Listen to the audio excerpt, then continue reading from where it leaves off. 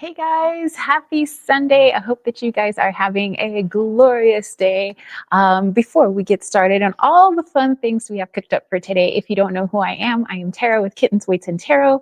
And you can learn a little bit more about me by checking out the information box down below, checking out my website, kittensweightsandtarot.com, maybe checking out the Witchy Shop Desert Cauldron over on Etsy, maybe signing up for the newsletter or finding ways to support the channel through YouTube members or Patreon. Lots of good stuff going on over there as well. So definitely check out those links down below. And let's go ahead and get started. So let me know what you guys have cooked up for today. How was your weekend thus far? How was this past week? I remember from our reading last Sunday, our weekly reading, we were talking about, reflecting on how we started on our spiritual path, kind of like what, awakened us, so to speak, or at least one of the many awakenings that we're having. But yeah, let me know how it went. Oh, wow, Lily's here. Hello. Make sure you're resting, Lily. Drink lots of fluids. Maybe have some chicken noodle soup. And actually, I have a family recipe from the Filipino side of my family, where it's like a quarter of a fresh piece of ginger, all sliced up, and it's a quarter cup, no, half a cup, no, quarter cup, quarter cup of brown sugar, and 2 cups of water. Of course, that could be adjusted to your intuition, which is what I do anyway. And anyway, you let that boil and for about like 15 minutes, then turn it off, and then just let it just sit for another 15-20 minutes. And ooh, that ginger will knock your socks off and just illuminate the senses, and whatever nasty is in there will just cease to exist. Lilith is here, says, yay, our weekly moment. What is up? Gina is here. Hello from Portland, Oregon. Hello. Crystal is here, says, hello, everyone. And Lilith asking Lily, or sending lots of good juju to Lily so that she will feel better soon. Lily says, I'll probably get some ramen later. Ramen is good. I mean, I haven't really checked around up here, but there's not a whole lot of choices on the mountain because we are a small town. But back in my hometown of San Diego, we had Mira Mesa, Kearney Mesa had some really good ramen places. Actually, Kearney Mesa had some really good ramen places. And there was this one Japanese ramen restaurant, and I don't know what they did, but you get this massive bowl, and I would think I wouldn't be able to eat all of it, but it's just so good, you just can't stop. It was just so good. And they were literally making everything fresh right there. It was great. Lily said, thank you. All right. So today, actually, my neighbor just came over from, you guys know, my juniper and pinyon pine property that's just on the other side of the hill. It's been raining nonstop since yesterday, and which is great for the forest. It's great for the animals. It's great for the creeks and everything and the washes. But we have some pretty insane mud, especially over in the White Mountains over my property. I would say that our mud is special. If you guys remember the movie My Cousin Vinny, and they go down to this place, and was it Alabama or something, and they said they're known for their mud. Yeah, we have a special kind of mud too. So yeah, it gets real slick, it gets real deep, and there's just not a whole lot of traction in that mud. And so my neighbor said that he was going to come over and help Riley with his truck because there's an issue with the cooling system. It's got a leak. And so anyway, he's like, oh, let me come over. And so he had his NPR with him, and he's driving, and he made it to the next property over next to his property before it got stuck. So then he had to go back, and he had to walk through the mud to go get his van, and he had to winch himself out and pull that back up to his property and just like bring the van over here. So that was quite the ordeal. But we were like, hey, we got a couple of Jeeps, so we got all kinds of tow straps and shackles and everything. So like, if you need any help, like, we're literally hop, skipping, and jumping away. Like, we'll come get you. But so yeah, the mud is special here. And then when it dries, dries, I can see why the natives liked this area for the pottery and everything, because literally that is pottery mud. That is pottery soil. Because when it dries, it is hard like concrete. But when it's wet, it's like, woo, just like ice skating. um, let's see. Lily was like, ooh. So yeah. Um, and I would say this past week, well, just been taking it easy, but we do have some fun things cooked up for today. I wanted to go outside with you guys, but it's a little chile. It's a little too chile for this little chili pepper. So um, I guess most people wouldn't consider it cold, but 50, 60 degrees is like, like, what am I going to do when it actually snows again this year and it's like 16 degrees outside? I'll be like, but at least, you know, we got a fireplace and everything, so it'll be okay. So, okay, on the poll that I put out on Thursdays, um, I put that poll out on my YouTube channel page. I put it out on Patreon, and I also put it out to my YouTube channel members. And it was a tie, like a literal like tie.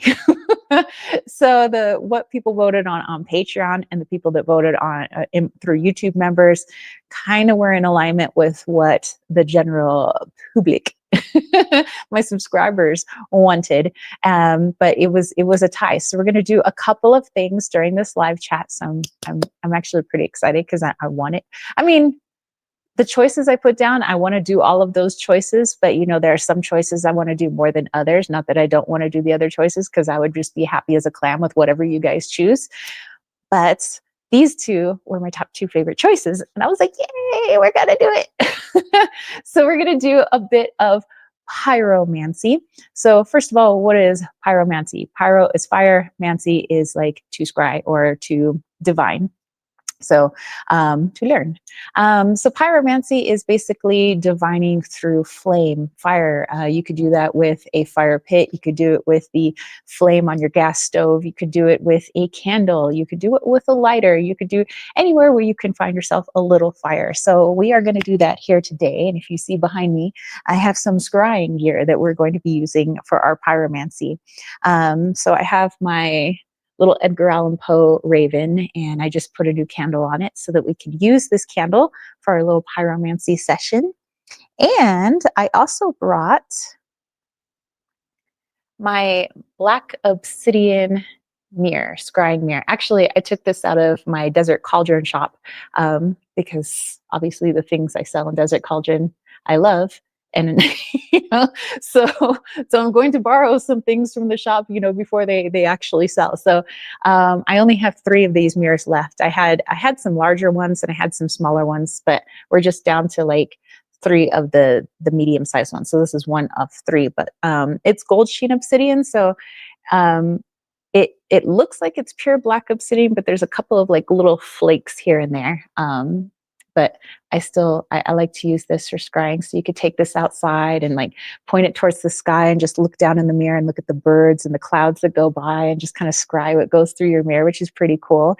But I also like to use it for pyromancy. So basically I would put my mirror right next to my flame and I would divine through the mirror, through the looking glass into the flame, or I could look directly into the flame and basically do my pyromancy that way, do my scrying that way. So I'm going to do it a couple of different ways just to show you guys, and also so we can get some messages, but also so I can play with my black mirror because I like it.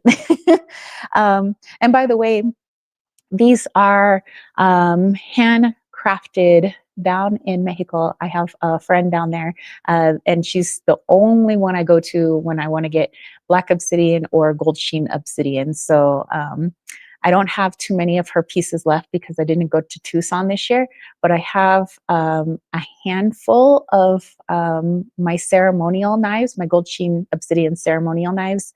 I have an offerings dish. I think I have a couple of necklaces left. I just sold out of my crescent moons, but I have a couple of gold sheen obsidian stars, which those are really fun to scry with too. So I also recently purchased, you might say like, oh, what are you doing with that pocket watch? Well, let me show you. Okay, so you pop it open and there's actually a piece of straight black obsidian in there. It's not gold sheen obsidian, but it's black obsidian. And I kind of wish this opened up a little wider so I don't see it in the mirror, but it's the same thing. I can like scry outside. I can like put this up against the flame and do some scrying there. So I like my little pocket watch. That's my new little like thing I got. And then you guys, we're going to tell some spirited stories, and hopefully we'll be able to do more of those as we get closer to Samhain and then into the first week of November, which would be Dia de los Niños, Dia de los Muertos. And I would like to first say with our spirited stories that when I was younger, like, you know, like teenager to little kid, I liked spooky tales. Like I would check out from the library, like scary stories to tell in the dark, more scary stories to tell in the dark. This like predated Goosebumps. The Goosebumps era, that's more my brother's generation.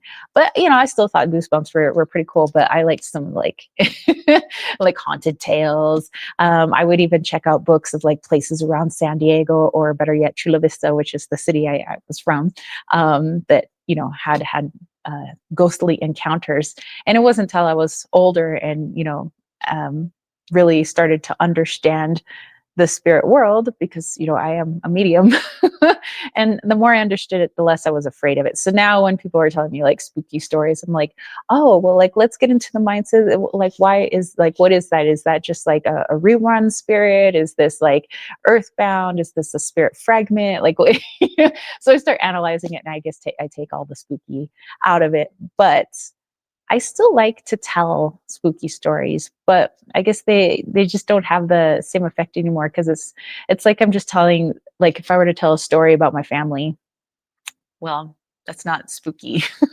And that's really what it is. Spirits are just us without bodies. So but you know, sometimes it's fun to tell those stories, so I will.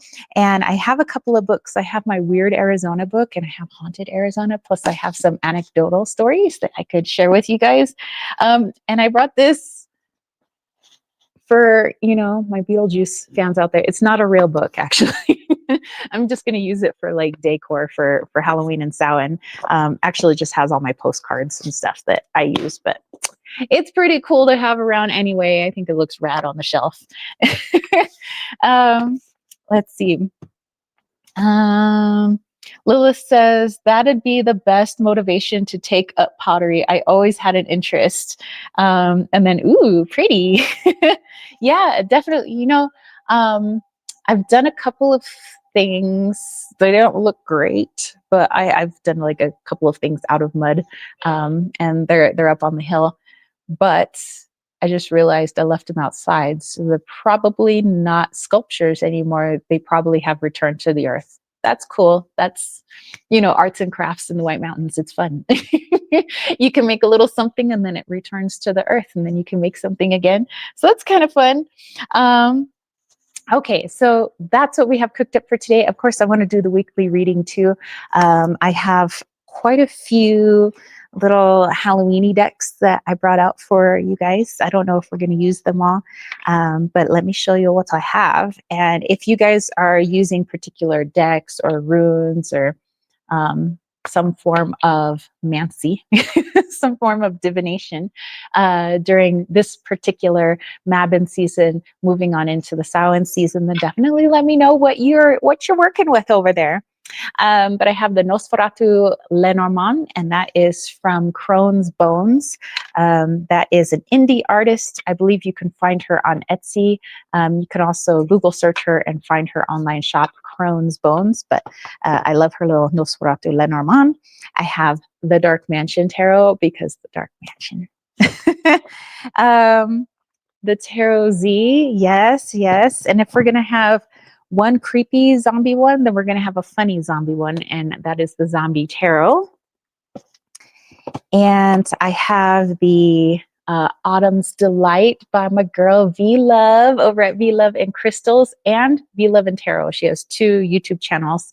And actually, she just did it. She did a couple of shout outs on her last 2 videos. So V, I love you.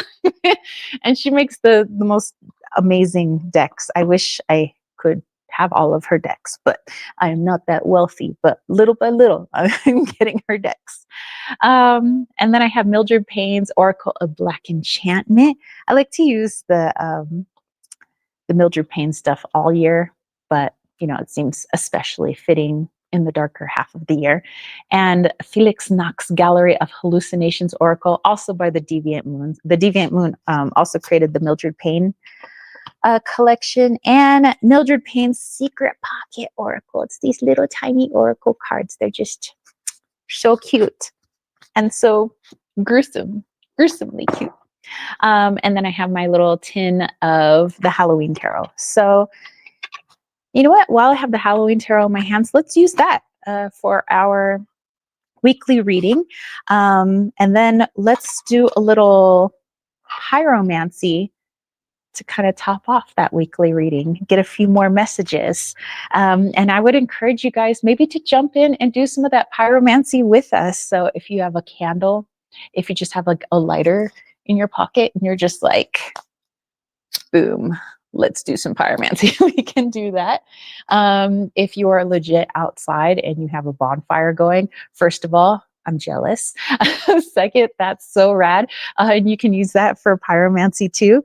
Or if you just have a gas stove in your house, or you have a fireplace going right now because it might be a little chilly where you are. Our friend in Oregon, is it chilly yet in Oregon? Because I know not Northern California, but going north into Washington and Oregon, it's getting a little cold, you know, with fall. So I don't know if it's cold enough for you guys to have a fireplace yet, but some of the folks around here, I could smell those chimneys going. So, and I'm just like wusses. And then I'm over here like, it's so cold. Anyway, I'm loving these rainy days up here because like I said, I know the forest needs it. But it just saturates the colors. And I took a picture earlier today of like just the colorful leaves. There was a few oak leaves and just all our different trees that are non-evergreen are turning all those beautiful colors. And then it's nice, you know, interspersed with our evergreen trees and like junipers, which are also evergreen. It's just gorgeous. I don't know. I like it. I like the misty mountains and all of that. Okay, so let's pull a few cards here, my friends. Oh, you know what? I forgot to show you guys when I was showing off the black obsidian. I'm like obsessed with black obsidian right now. And that's probably why I put that in the newsletter for October. I was just feeling that black obsidian is the stone for this month. And I'm just like, you know, everything is black obsidian right now. But anyway, I also got this necklace, and I guess you have to shine it in the right light, but there you go. There's a thunderbird etched into it. And okay, actually, before I pull some cards, I have to tell you about this experience, which I almost forgot about. Okay, this happened like on, I don't know, Tuesday or Wednesday this past week. So Riley and his sister and I were coming back from, I don't know, town. We were going to the store or something like that, going grocery shopping.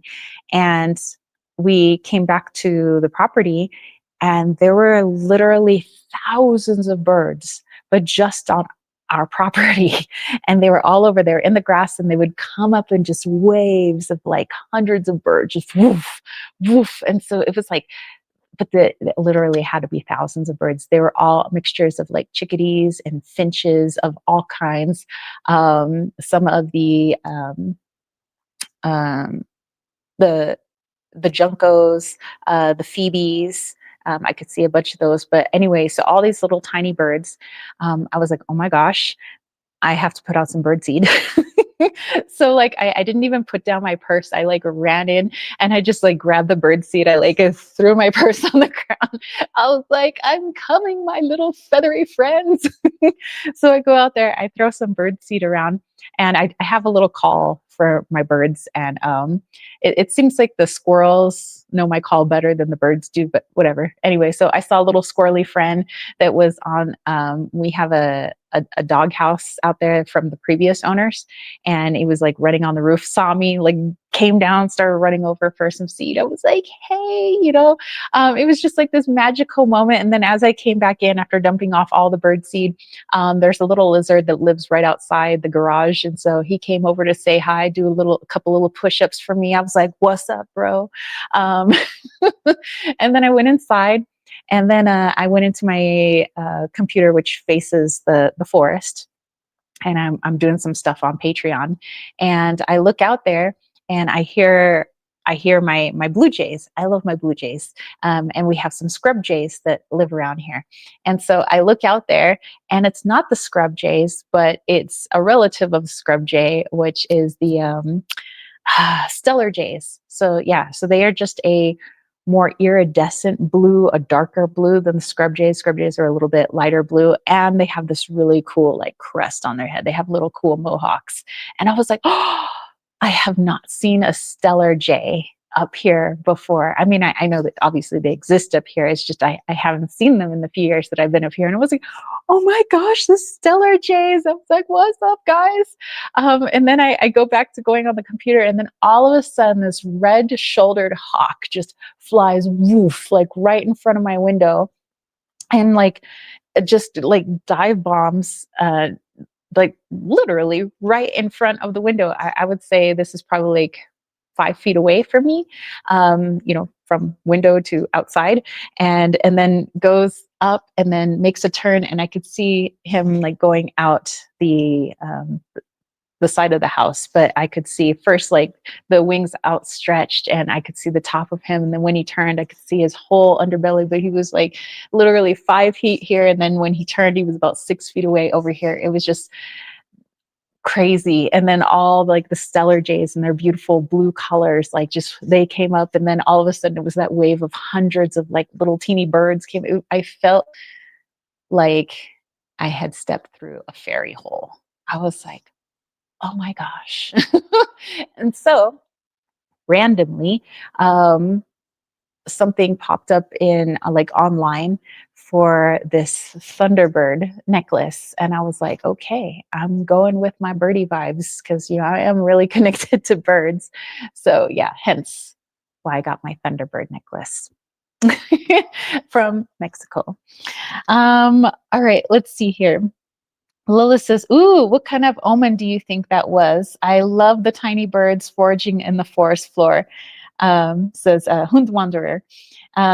So Lilith, I really felt that, first of all, what I took note of was this was an odd occurrence for some of these species of birds. So the juncos and the phoebes usually won't show up until like November. So they're a month early. And it's not that it's colder sooner now. It's actually we're right on time for our coldness. So I was like, okay, so that's number one. That stands out to me. But then also the stellar jays, I haven't really seen them. So they're kind of like a rarity. And they're a little bit early too, just due to their mating season. And the red-shouldered hawk, normally, I mean, there have been sightings in northern Arizona, so it's not like they're not here, but it's very rare. So I've seen some very rare sightings of species, all in the time frame of 10 minutes. Red-shouldered hawk, not super common up here. Not that they don't live up here, but it's not common that you would see them. Stellar jays, haven't really seen them, but now I do. And then all these little, just tiny, like forest floor foraging birds, like Hund Wanderer said. So what I was getting is that kind of entering, for me personally, into another new era of my intuition and my how I communicate my messages and how messages are communicated to me. Because for my bird friends, my bird allies, pretty much feel like I am a blue avian.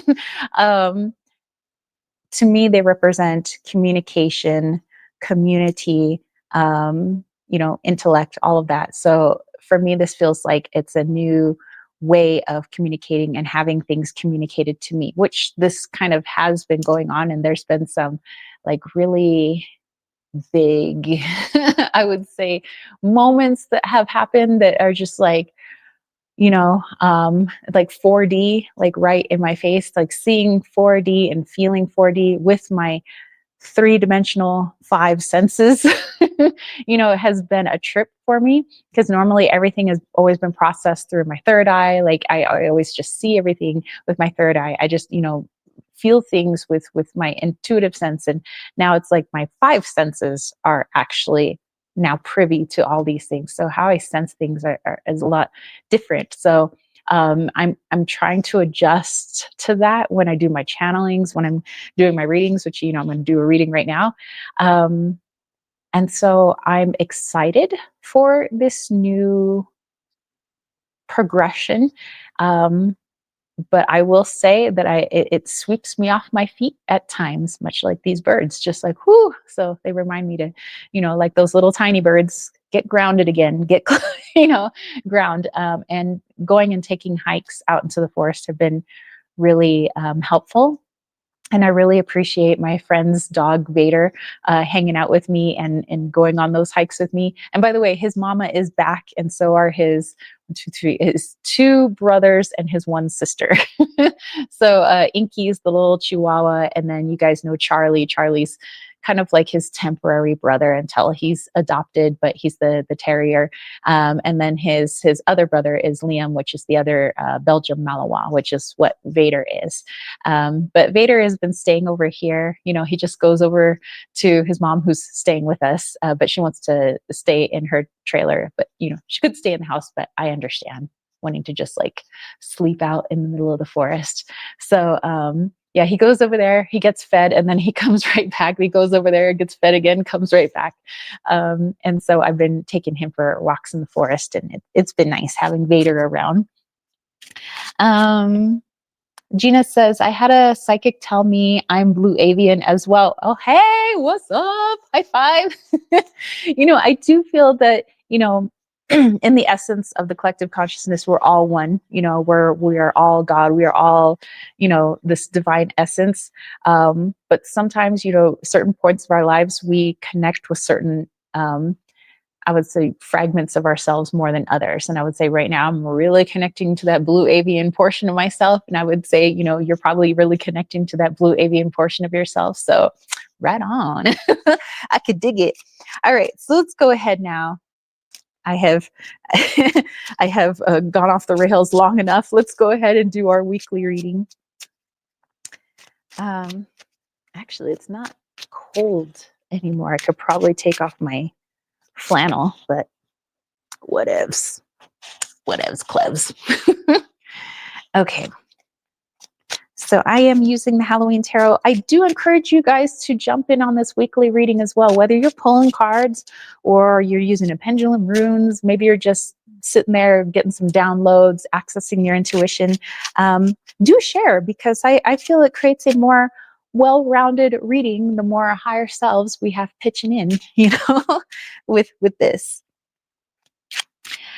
Gina says, I agree with that. We are one and sometimes focus on certain aspects of ourselves more. Yeah, definitely. Just like, sometimes I would focus on, sometimes my more divine feminine, or I might pull out more of my divine masculine, or sometimes I'm more of my blue avian self. And sometimes I feel like I'm more of, which this has been recent, more of my, I'm trying to figure out like what kind of canine energy it is, but it's a very masculine canine energy. So along the lines of the energy of the white wolf that's been following me around, both literally and metaphorically, spiritually. But kind of that Anubian, um, I don't know quite how to describe it. And I don't think I've come across this energy before. So I don't have like a name for them, and I know how energy is always like, you guys are so into, like, we're not label, we're just like all about frequency. It's like, I know, but I don't know how to like relate that to other people without a name here in the 3D. So I don't have a name for this masculine canine type energy, but I have really been feeling it. And I feel like at times I connect to it more, and it's like a balance of this like canine dog. It's like a bird dog. I feel like a bird dog these days. I'm a bird dog. Okay, let me pull one more card. I have them turned face down, so I haven't looked at the cards yet. But ooh, okay, well, that flew out, so I suppose we're going to use that one. Okay, so first from the Autumn's Delight, let's take a look at what my friend V-Love and Crystal's card says, and we have Illumination. Ooh. So, well, when I was pulling cards for myself last night before I went to bed skis, I was really feeling that there were some intense like aha moments that were going to be happening for me. But now that I'm pulling it for the collective, it looks like it's happening for the collective as well.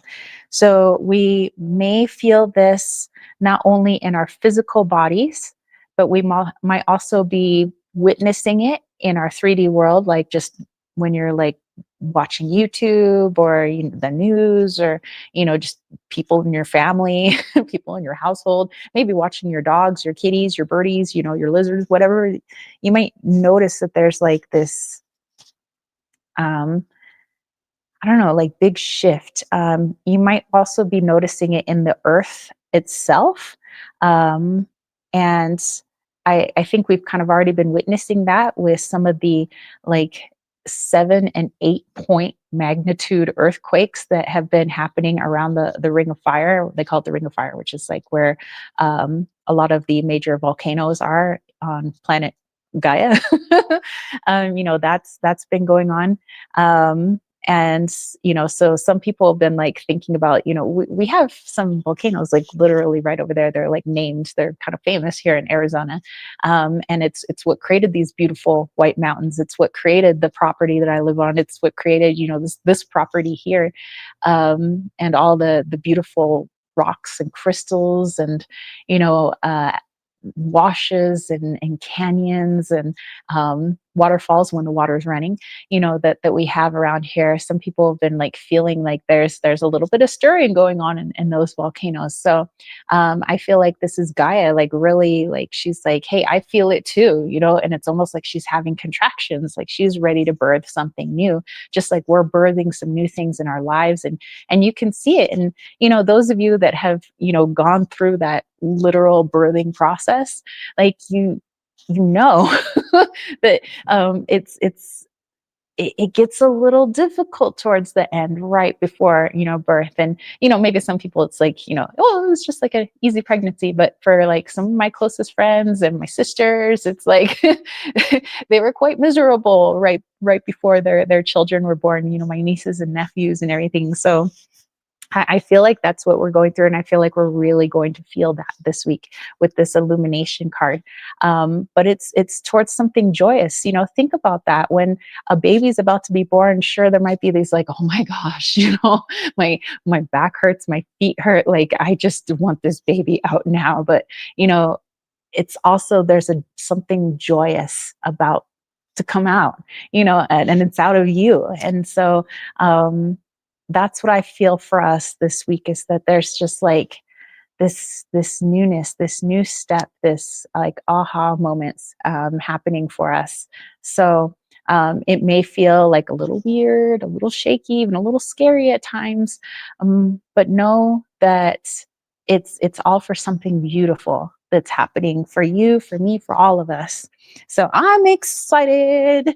All right, so we have the 10 of Ghosts, which is like your 10 of Cups.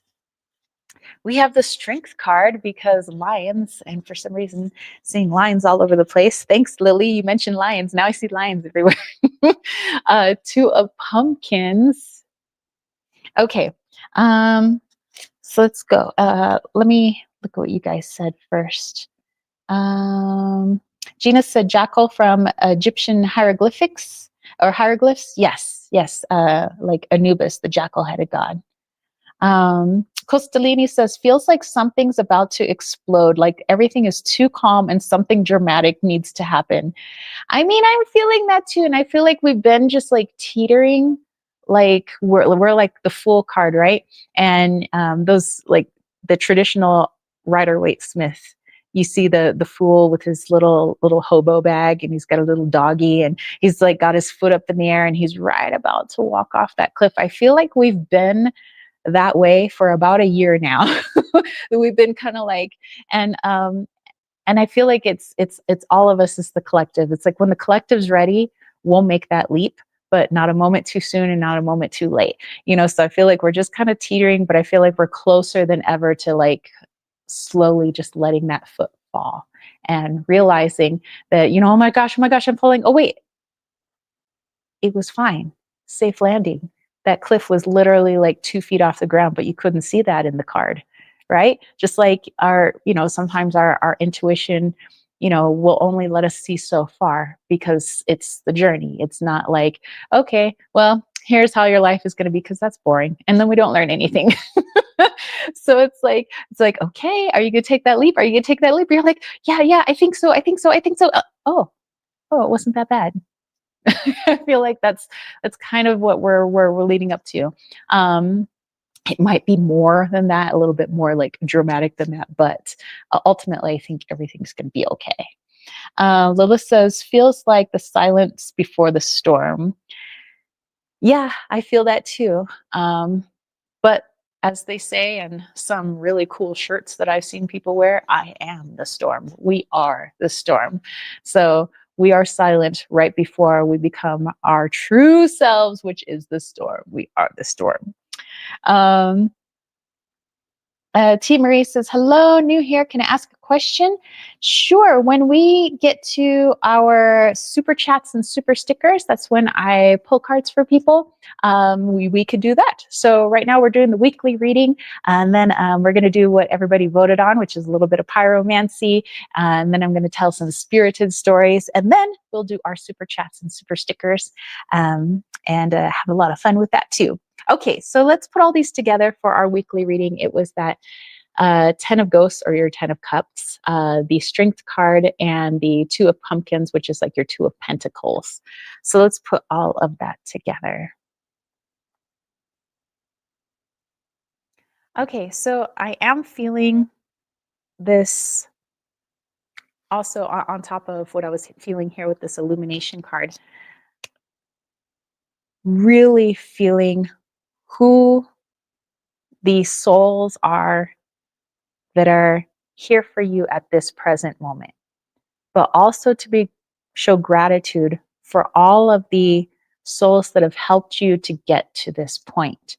So I'm not using the term people, I'm using the term soul, because ultimately it's all of us souls, animals, plants, that are all here. We just happen to have these little costumes on right now, these little vessels, and we're playing this role to help us help each other get to wherever it is we need to go based on our mission. So all of the souls that have helped you to get to this point, either taking the form of your adversary, taking the form of your best friend, your mom and dad, your dog, that have helped you to get to here. And then also taking a look at all of the souls right now that are helping you in the right now, helping you in the present. And instead of having sorrow for a certain, we'll say, people now that are no longer in your life, or, I've parted ways with my best friend, or I don't know why, this person, we just kind of drifted apart, or perhaps, the person passed away, or the animal had passed away, or just, the animal ended up getting rehomed somewhere. Realizing that all those souls are being called elsewhere for helping other people. So they did their job helping you. You did your job helping them. Now they're off to go help some other people in whatever capacity is needed. And that's what the soul's like, I'm going to play the good guy or I'm going to play the bad guy, whatever you need for your mission, your purpose. I'm here to help you. And I know that you're here to help me too. And so all those people, we might be confused, like, why is this person like not talking to me anymore? Of course, there's always going to be a 3D reason for it, but ultimately the spirited reason, the soul reason is that they're off to go help someone else now, because their time with you is complete. And so that soul, even if the person isn't thanking you, the soul is like, hey, thanks for this time that we had together. So, don't forget to thank all of those souls, and then all the ones that will meet you as you continue on in this journey. But right now, this is to focus on this upcoming week, to focus on everybody who's here with you now, that has joined you at this part of your journey. So yes, we can reflect, but let's not stay there. And we can also, have that anticipation for the future, but let's not stay there either. Let's be right here. So, I'm grateful for all of you guys that are here right now in this live chat. I'm grateful for the people that are right here in this household right now, all animals included. I'm grateful for all the forest animals that surround me right now, all my friends that are with me right now, and then moving forward in that, and having gratitude for all the friends and all the animals and all the family and all my adversaries that helped me in the past to get to the right now. Let's see. Lily said, ooh, my similar message this week. Really? All right. I love it when we go synchronistic, guys. And I get to make up words because Shakespeare. All right. So let's go ahead and put these away, and let's add on to that reading with a little bit of pyromancy. So feel free to join in by lighting your own candle, or fireplace, or fire pit, or fire ring, or your gas stove, or your lighter, and whatever way you want to make fire. Okay, so let me move this to the side. How we want to do this. I'll bring you guys in closer so that, I don't know, maybe you can do a little pyromancy with my candle. Lilith says, I've had visions of those Anubis-like statues that appear in the Indiana Jones movie, Raiders of the Lost Ark, with all those snakes on the ground. Ooh, interesting. The Ark of the Covenant keeps coming up, and I don't know why. I probably should meditate on that. But I've been seeing that a lot too. A lot of snake imagery, a lot of Ark of the Covenant imagery, and people talking about it.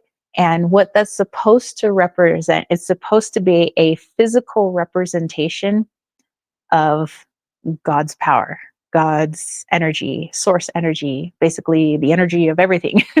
And that's what's supposed to be contained within the ark, but it's all symbolic. So maybe that's with us, that our power is about really our realization of our true innate power maybe might be released soon, and to look at snake in both its light and positive aspect. In its light aspect, it is seen as the being that teaches us how to shed. It's the being of medicine and healing, but it is also the being of deception and death and all of that.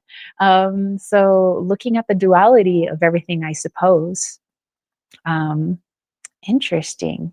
But also the Anubis, the in Egyptian pantheon, Anubis, which is like one of the gods of the underworld, was helpful in the weighing of the heart.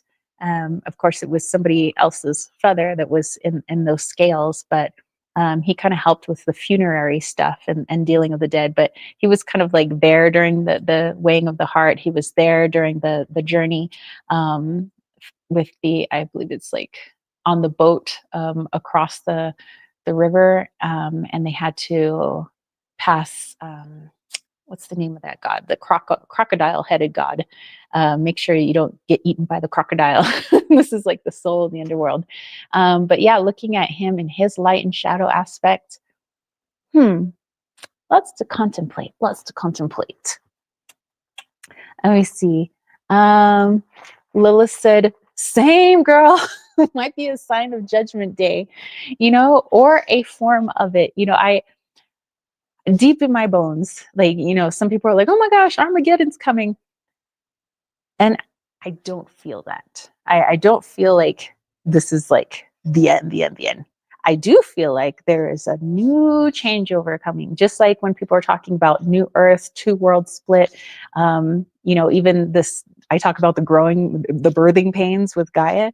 I feel like something new is on the horizon, but I don't feel like it's the end of us. I feel like it's the end of our old selves, of an old era, of an old way of being.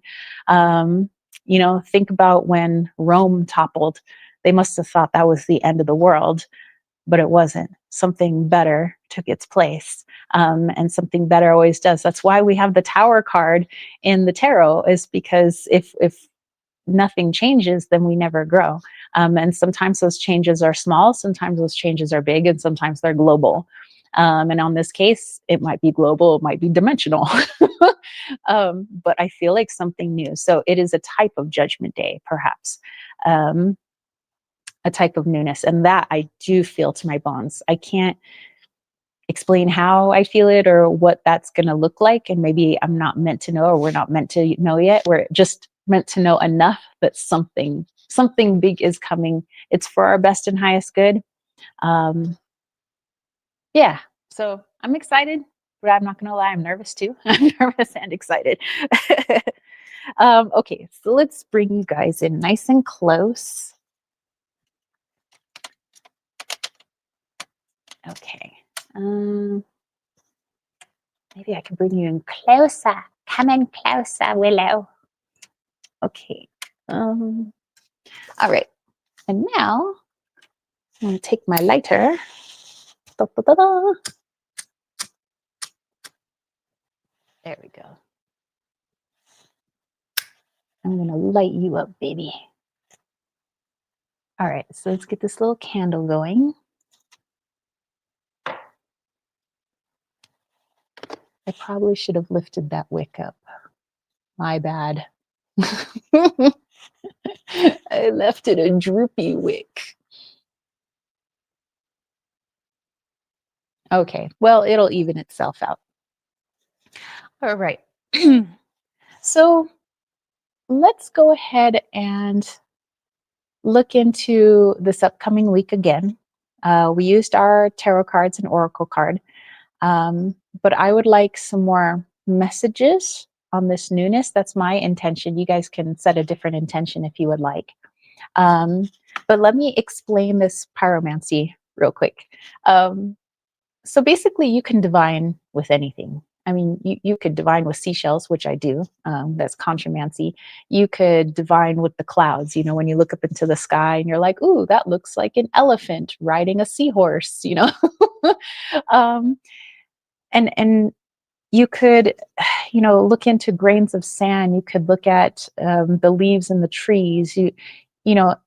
Any way in which your intuition truly speaks to you, you can divine with it. You can divine with bird feathers, coins, really anything, as long as it's a way that feels appropriate to how your intuition works. Me, I like fire. So I kind of like doing pyromancy, but I just kind of have an affinity for fire. I don't know why. Maybe I was a fire being in a past life.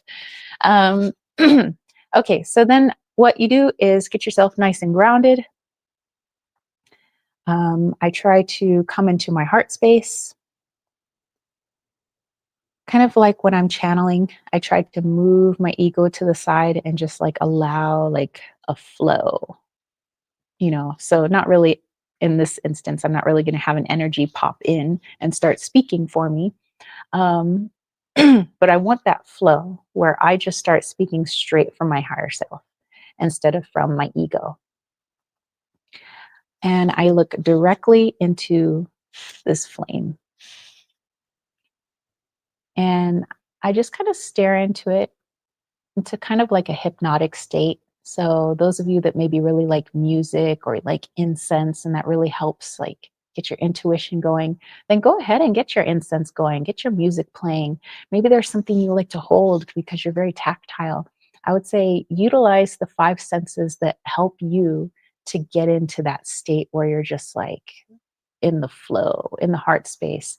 I would say it's the place where a lot of musicians and artists go when they're just like in it. You know, creative writers, they're just in it.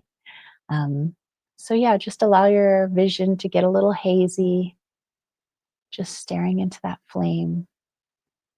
And I'm going to do it this way first, and then I'm going to use my black obsidian to help me. But we'll do it just straight staring at the flame. So here we go. And I'll tell you what I see.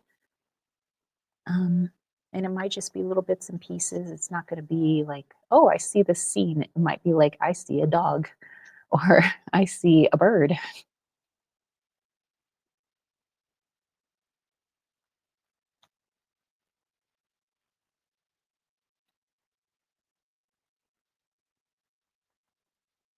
Actually, I see it's like two halves coming together. They were always meant to be one. One beautiful green being, one beautiful green energy. But they've been split for so long. The green split away off into the ethers, feeling so ungrounded at times, wanting to understand the 3D, wanting to try out Earth. And the earthen beings forgot what it was like to be in the astral, to be a soul, and became so grounded, like rocks, like mountains. They, the color of clay,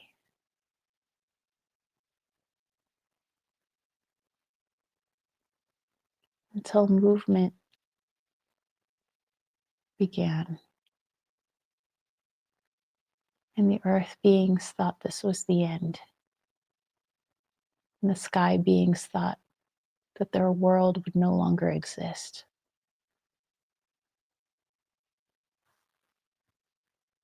But as earth rose up to meet sky, and sky fell to meet earth, they remembered that they were always one.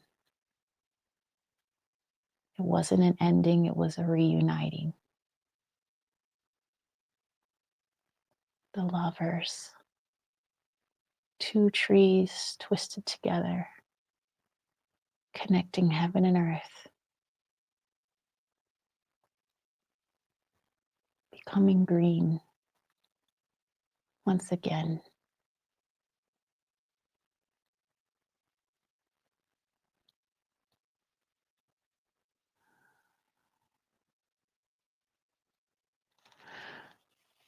Whew. Wow. Whew. Oh my gosh. Okay. Hold on, let me get some water. I can't even read the comments right now because I have like flame in my eyes. And by the way, you're not going to hurt your eyeballs by staring at the flame. It's actually really good for your eyes. Um, just so you have that momentary, like, can't see too well. Lila says, my dear, it would be easier to look at the flame if it didn't disappear into the white fur. Oh my goodness. It's true. Let's see if I can turn you guys in a different angle. I can't really see the screen anymore though because I'm a little blinded, but hopefully that helps. Or I could try to even put this on the ground.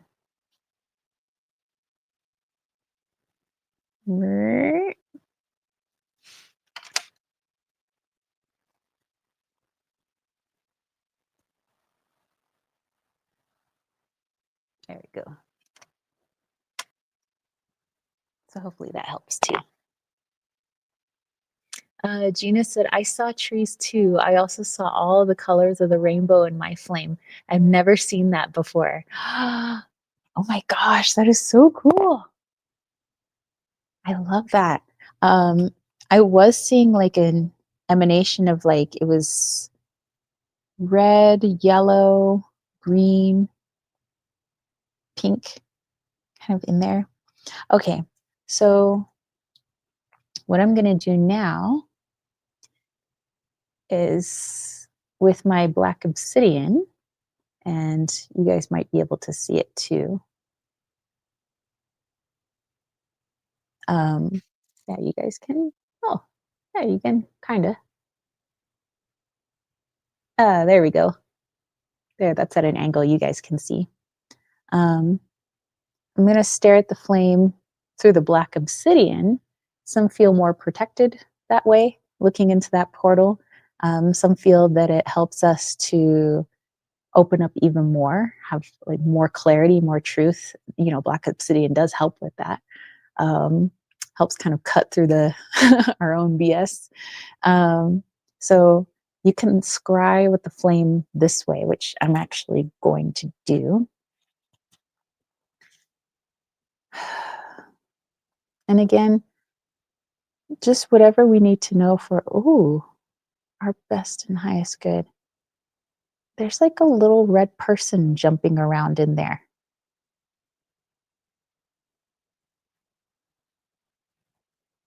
Like a little red entity, but he's jumping out of the flame and he's in the flame. This is so strange. I don't think I've seen a little red guy before. Hey, little guy.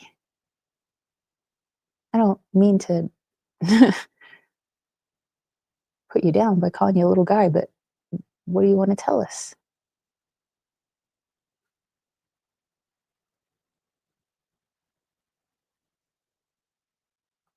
Ooh, he's speaking on the Kundalini rising. And he says the Kundalini is rising within Gaia herself, the serpent of the earth, the serpent within our own soul, the serpent within everything, bringing us light and shadow, the duality of our being.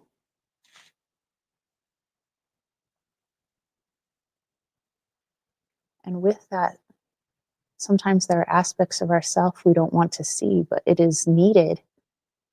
We need to see these aspects. Otherwise, we cannot see the others, the other aspects. It is layers. It is not to put yourself down, make you feel bad about yourself, but to see yourself in totality. For if you only see a fragment of yourself, you can only see a fragment of your reality, the fragment of your opportunities.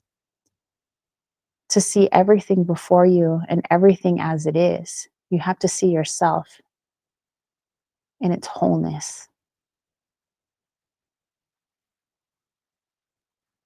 He is the Kundalini. He is the snake. For some, he will be the enemy. For others, he will be the medicine. It only depends on your point of view.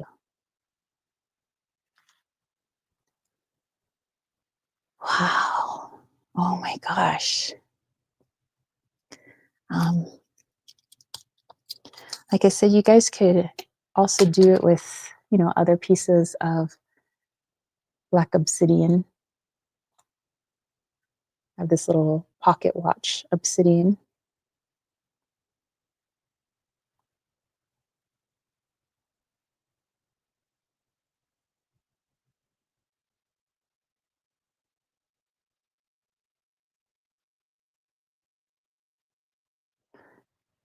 In this flame here with my pocket watch, it's saying, actually, I hear it say, don't look back. But not in a way where we're ignoring what happened before, what happened in our past, but not to become entranced by it. And it's so easy to be tempted by our past. It feels comfortable, it feels good. And oftentimes we have some beautiful memories in our past. It's not just some of the things that we hang ourselves on, this some of the bad things, but it's a lot of good things too. And we can remember them, but not look back and where we court ourselves back into our past, because then we fail to move forward. We don't see ourselves in that totality. We can only see what we were, not who we are or what we will be.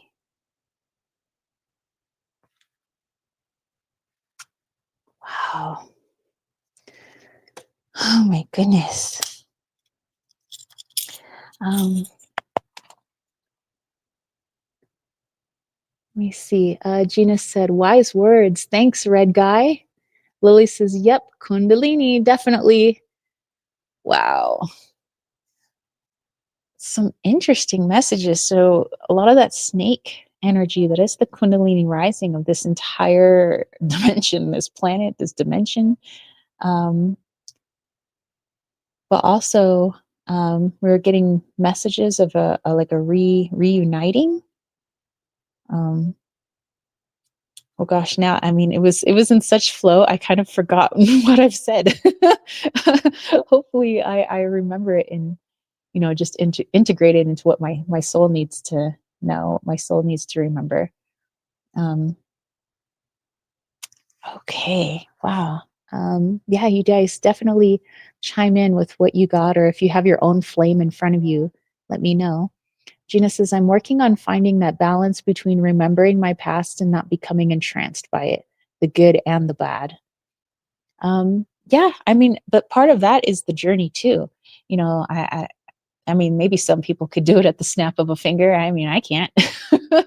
I definitely sometimes get lost in, some of the good memories, some of what I might consider the bad memories, and I might feel bad about myself. And other times I might feel pretty good about myself, things that happened in the past.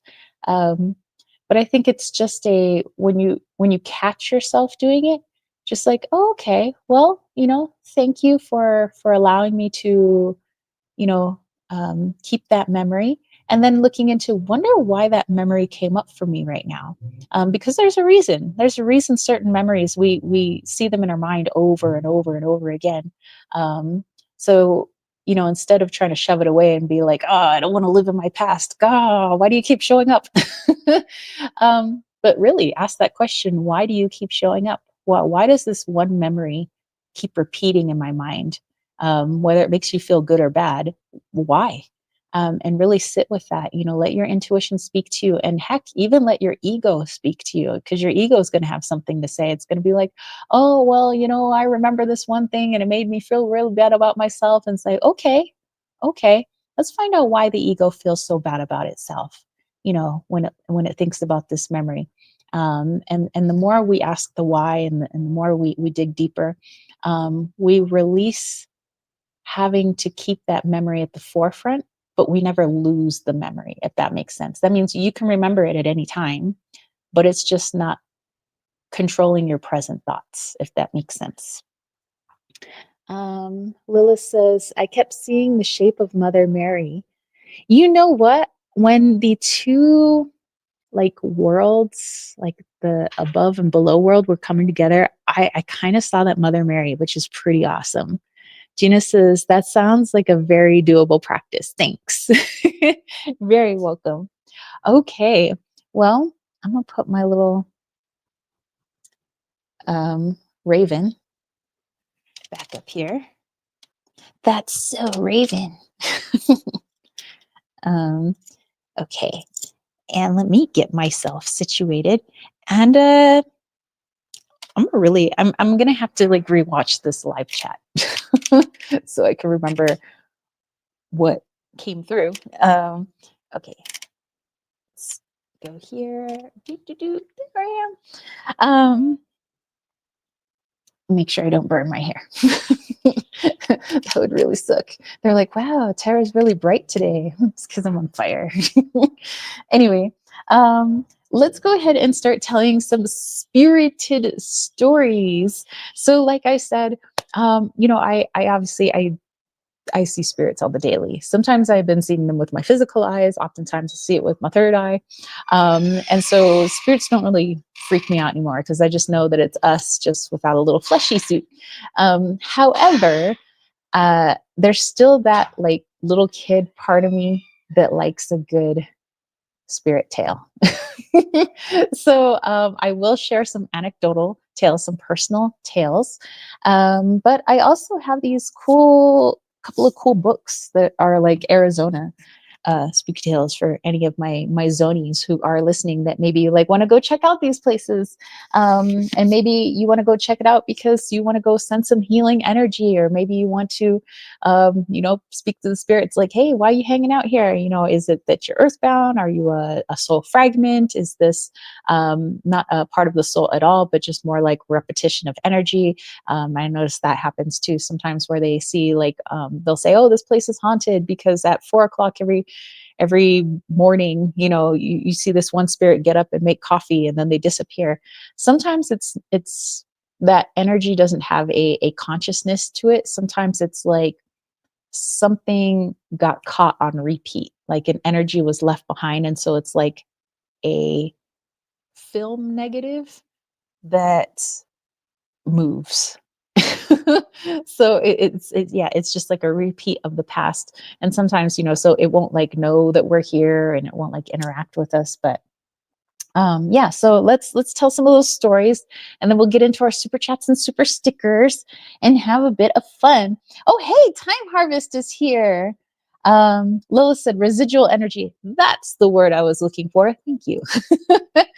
Time Harvest. Hey, how are you, my friend? Well, hey, I will put you obviously at the top, and we'll do your super sticker right after we tell a couple of cool stories, some spirited stories, and then we'll pull you a card. So yeah, let me know like what your question is, what you want me to look into. But I hope that you're having a great Sunday. Um, Okay, so Time Harvest says Time Harvest is good. Ayo, gang. I just kissed a girl first time. I feel good. Kind of awkward though. I hope she doesn't mind so much. Then he says, I missed you. Oh my gosh, Time Harvest, you got your little first kissy in. Oh my gosh. Sending you lots of good juju. Well, I suppose your question's going to be on this young lady then. Ooh. All right. So yeah, we'll pull you a card. Let's tell a little story. I have my little ghosty here. So my little ghosty, didn't I come up with a name for you? I forgot what your name is. um, Time harvested. It will. It will. Maisie. Okay. Where do we want to look? I don't know. Maybe not this book. The stories are kind of long. Let's look for a story from right here. Ooh, right here in the White Mountains. So let's look at Pine Top. Well, that is right here. Crown Cake, Eager. All right, so let's do Pine Top then. Okay, 76. Okay, grab a cuppa, get a little cozy blanket. You guys get cozy. Let's tell a little story. Lilith has sent you a donation through PayPal. Thank you, Lilith. Thank you so much. All right, so we'll have Time Harvest and then Lilith. Okay, I'll make sure to keep them in my little noggin. Time Harvest's dog's acting up, huh? Well, Riley's sister, she has a little dog named Maisie, and Maisie always goes out with her when she goes outside, and she went outside and she didn't take Maisie with her. So Maisie was at the door like, hey, you forgot me, lady. Time Harvest says, who let the dogs out? Oof, oof. Oof, oof. Okay, so this first story actually is from The Haunted Arizona Ghosts of the Grand Canyon State by Ellen Robson. If you want to check out this book, I got this book secondhand down in Tempe. Um, This story takes place in Pine Top, Arizona, which is where I am right now. It takes place at Charlie Clark's Steakhouse, which is 3 minutes up the road. I have not eaten there, but I pass by it all the time when I'm going to the country store, which is our grocery store. Okay, so in 1981, hey, the year I was born, nice. In 1981, when Bill Gibson bought this restaurant that dates back to the 1920s, he knew the structure was once a speakeasy built by combining two log cabins for the sole purpose of serving moonshine and steaks. What Gibson didn't realize was that a ghost was included in the transaction.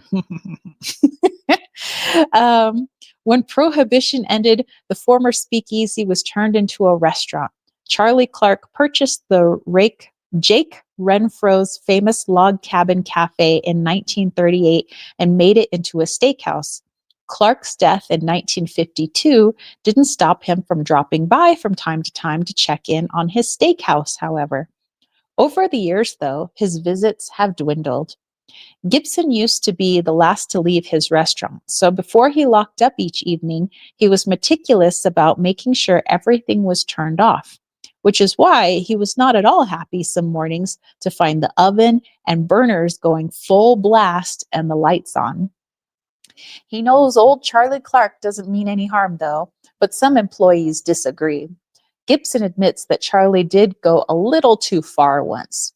The Rotary Club was having a meeting in the back bar area, Gibson says, and the members were saying the Pledge of Allegiance when a picture fell from the wall. It hit a 6'1" man standing 6 feet from the wall with such force that he almost dropped to his knees. Everyone in the room witnessed it, but to this day, no one even mentions the occurrence. Ooh. Bartenders have become so spooked that a few of them have left during a shift, Gibson says. A service window located between the bar and dining area remains open even after the restaurant is closed for the evening and the bar is still operating. Bartenders have reported seeing through the service window people walking by, even when they know the room is empty and the door padlocked. Music has been heard coming from the area that was once a dance floor. Tricia Gibson, Bill's wife, has her own ghost stories. I was closing down one night in the back bar, she says, and when I walked past the blender, it turned on by itself. Charlie just wanted me to know that he was still looking after his old restaurant. Rumors of the bootlegging and moonshine at Charlie's Steakhouse are no longer hashed over, but talk about ghosts still run rampant. All right, so if you are ever in the Pine Top area of Arizona, here in northeastern Arizona, Charlie Clark's Steakhouse is at 1701 East White Mountain Boulevard, Pine Top, Arizona. It says the bar, which also serves lunch, it opens at 11 a.m. Dining room opens at 5 p.m. And here are some directions in case you wanted to get there. I love that they have like the directions in the book. From Phoenix, take I-10 east to the 60, travel to Globe to Sholo, take the SR-60 southeast to Pine Top. All righty. Okay, so let's go ahead and we'll do a few super chats and super stickers, and then we'll tell a few more tales. Okay, so I believe Time Harvest was first, and then our friend Lilith, and then our friend Costalini. Hey. And Lily says, hey, Tara, congratulations. So happy for you. I'm so glad you've been able to reach the masses and collective. I finally did my first online show. Been trying for 4 years, but fear kept me from moving forward. Congratulations. Yay. So happy for you. I know, sometimes it's like, there are certain things where it's like, we're like, I can't do it. And then you do it. So I'm so proud of you. Congratulations. Lilith says, ooh, you didn't, bullet. Oh, well done, Lily. Yes. You bit the bullet. Yes, she did. All right. And so then we have our friend Lily. And then we have our friend Gina. All right, so we have a few people to read for. Good, good. Actually, let's grab a deck. Nom, nom, nom, nom. Ooh, zombie tarot. That's going to be fun. Lily said, yes, Lilith, I was a hot mess, but I did it. And second won't be as scary. Lilith says, yes, exactly. Oh, well done, babes. Hey, Sea Captain is here. Says, hello, friends. I'm behind in the video, but I can see that it might be card pulling time. I'm looking for a spiritual message for me. I have a big day Sunday. My stepson is getting married. That's right. Oh my goodness. I'm so excited. So many well wishes to him and his bride, his future wife. Okay. All right. So let's go with Time Harvest first. So Time Harvest, what is your question? Is it just like a general question about this girl that you just got your first little smoochie with? Or it could be something different. How's our little flame doing? Looks like we're doing okay back there. I'll get a little drink of water. Mm-hmm. Stay hydrated, my friends. Okay. Actually, didn't I call you Spooky? I think that's what I called him. Spooky.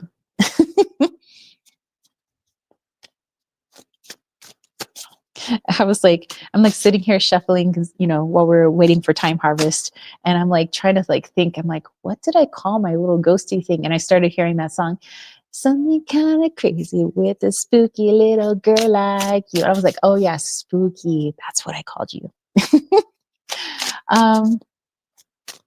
Let's see. Let me do a little refresh on this page.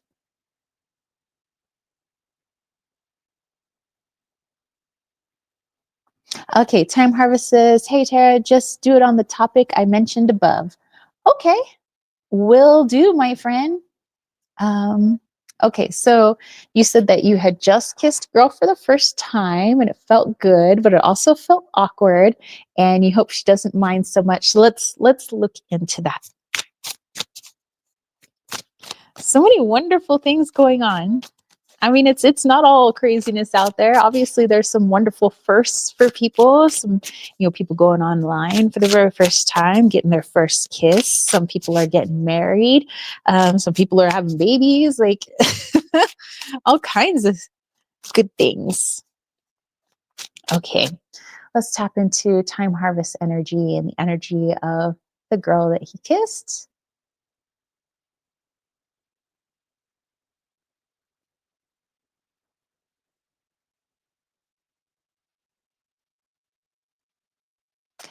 Interesting, but I was hearing the song from Carmina Burana. Dun, dun, dun, dun.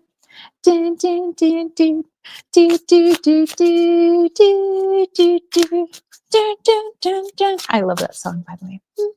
I got to sing that with the Pacific Coast Chorale. To be able to sing those high notes is just, I love high notes. Give me some high notes and I love to belt them out. Okay. So I love that very passionate, strong type feeling coming from that song, Time Harvest. Okay. And we have the Two of Hazards, which is like your Two of Pentacles. Okay. So let's dive in.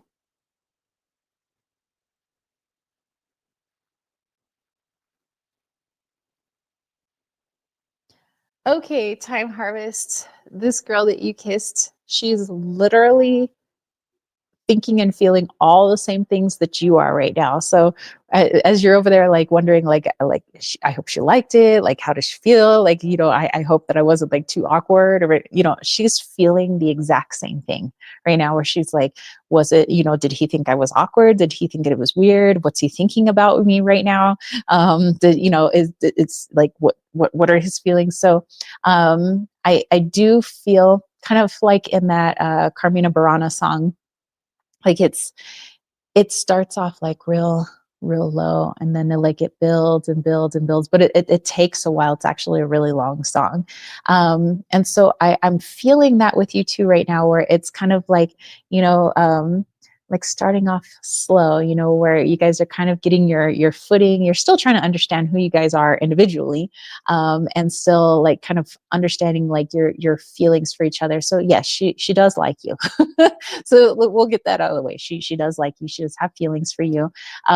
Everything hasn't been fleshed out yet, so it's not like, you know, oh my gosh, I feel like this and I could write a poem about, you know, it's not quite like that yet. It's like this is new, this is interesting, and yeah, he does give me butterflies in my stomach, you know, and it's like, and I'm like, you know, I'm looking from her point of view, like wondering like, what does time harvest like feel about me, and you know, what does this mean, and you know, so still that like very beginning stage of what us oldies might say, young puppy love, you know, where it's still like, you know, it's new, it's fun. And I would say, don't rush anything. What I'm really getting with this Two of Pentacles is just like really be present with this, really feel into this. All the little like giggles, and my mind is racing and my heart is racing when I see her and I start sweating, and, you know, and she's doing the same thing. Like really embrace that, because, it doesn't last forever, that feeling, you know. Of course, you know, things deepen over time. You know, if people really decide they really like each other, their relationships deepen, but how they, that feeling also changes, and it deepens in a way. But that like very initial like butterflies in my stomach, I almost like might throw up if I talk to her, or maybe that I'm just talking about myself when I was like in my 20s and like in high school and stuff. If there was like a guy that I had a crush on, I literally would almost dry heave before I would talk to him. I'd be like, hut. I'd be like, but you know, but that's the memories that are so fun. So right now you are building so many fun memories. I would say don't rush anything right now. Just feel into it. How she makes you feel, makes your head spin. You know, that second guessing. You know, did she like it? Did she not like it? Because she's feeling the same thing. And yes, she does like you. And yes, she is feeling these butterflying things. But everything hasn't been quite sorted out yet. You know, like where is this going? You know, how deep will this go? That'll sort itself out in time. For right now, feel these feelings, because they're the ones that many of our souls came to earth to feel.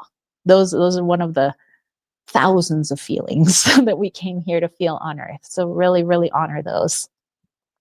Um, let's go back here. Timer says, does she care? I was such a bad kisser. She didn't notice.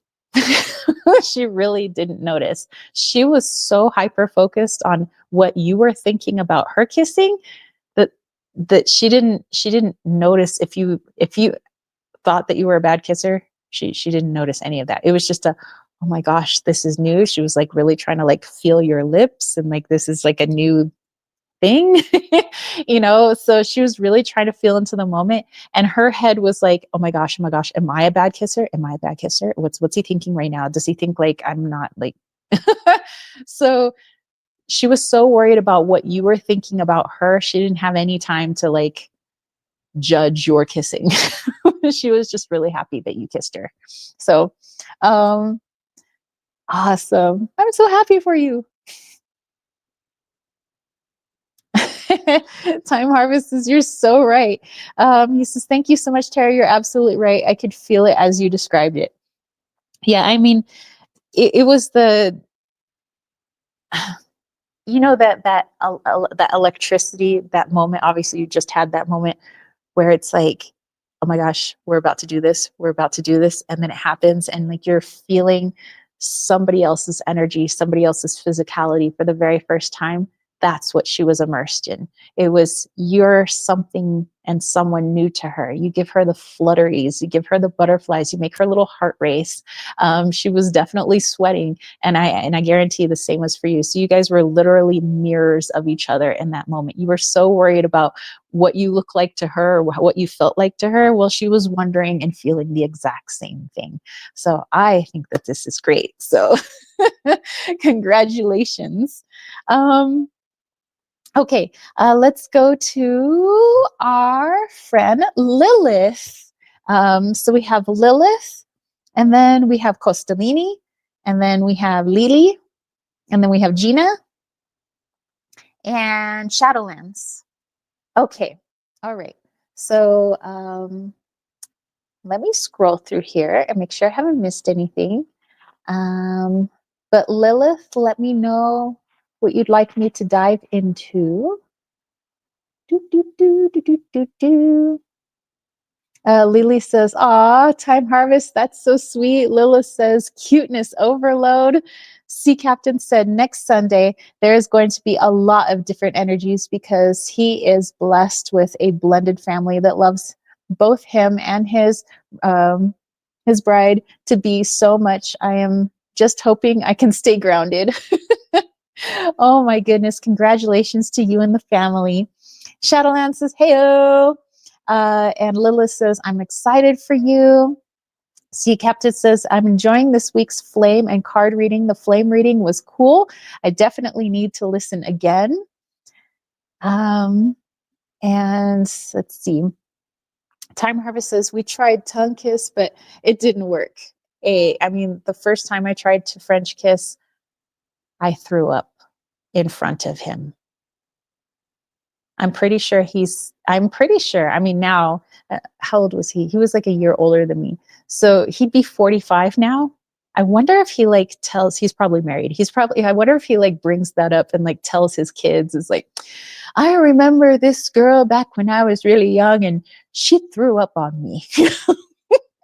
I'll probably be forever known as the girl that threw up on him. Oh my goodness. And that's because I had like never French kissed anybody. I was like, "Oh my gosh, what do I do?" And I was so nervous that I literally threw up. Not my proudest moment. Not my hottest moment either.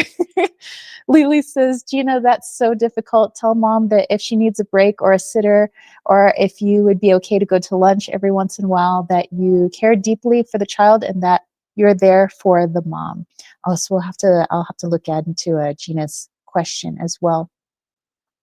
Um, and then Lilith says, "Some dude is giving me whiplash for a while now, and I have questions. Past life, lessons, intentions. Can you help me with answers? He's called Vincent, if that helps. Please and thank you." Okay, all right. So we'll go ahead and pull a card on that. T. Marie says, "I'm here if you have time." Sure, yeah, just go ahead and do super chat or super sticker, and that's how I kind of keep track of who I'm doing the readings for. Lily says, "Gina, my sister-in-law had a situation due to my brother's actions, an ex-girlfriend making trouble for them, and the foster mom is still in their lives." And Gina says, "That's really vulnerable of you to share." And Time Harvest says, "Damn, not too bad, but at least you've experienced such a unique one." I know, right? Now I can laugh at it. I don't know. I don't know if he found it to be a funny story, but I think it's a funny story. Gina says, "We're the same age." Spiritual Panda says, "Hello, Tara. Just hopped in. Hello, hello." And Gina said, "Thanks, Lily." And Silver Lining. So, "Hello, Tara. So happy to be here. Just joined the live stream and my first time participating. Love your site." Well, thank you. Thank you for joining us. All right. So, Lilith, we have this dude that's whoosh, giving you whiplash, my girl. Um, so you have all kinds of questions like past life, lessons, intentions. So his name is Vincent. Okay, let's take a look into it. Just why is he here? Why is he why is he making you whip your head? Let's see if we can tune to a spiritual radio station first and foremost.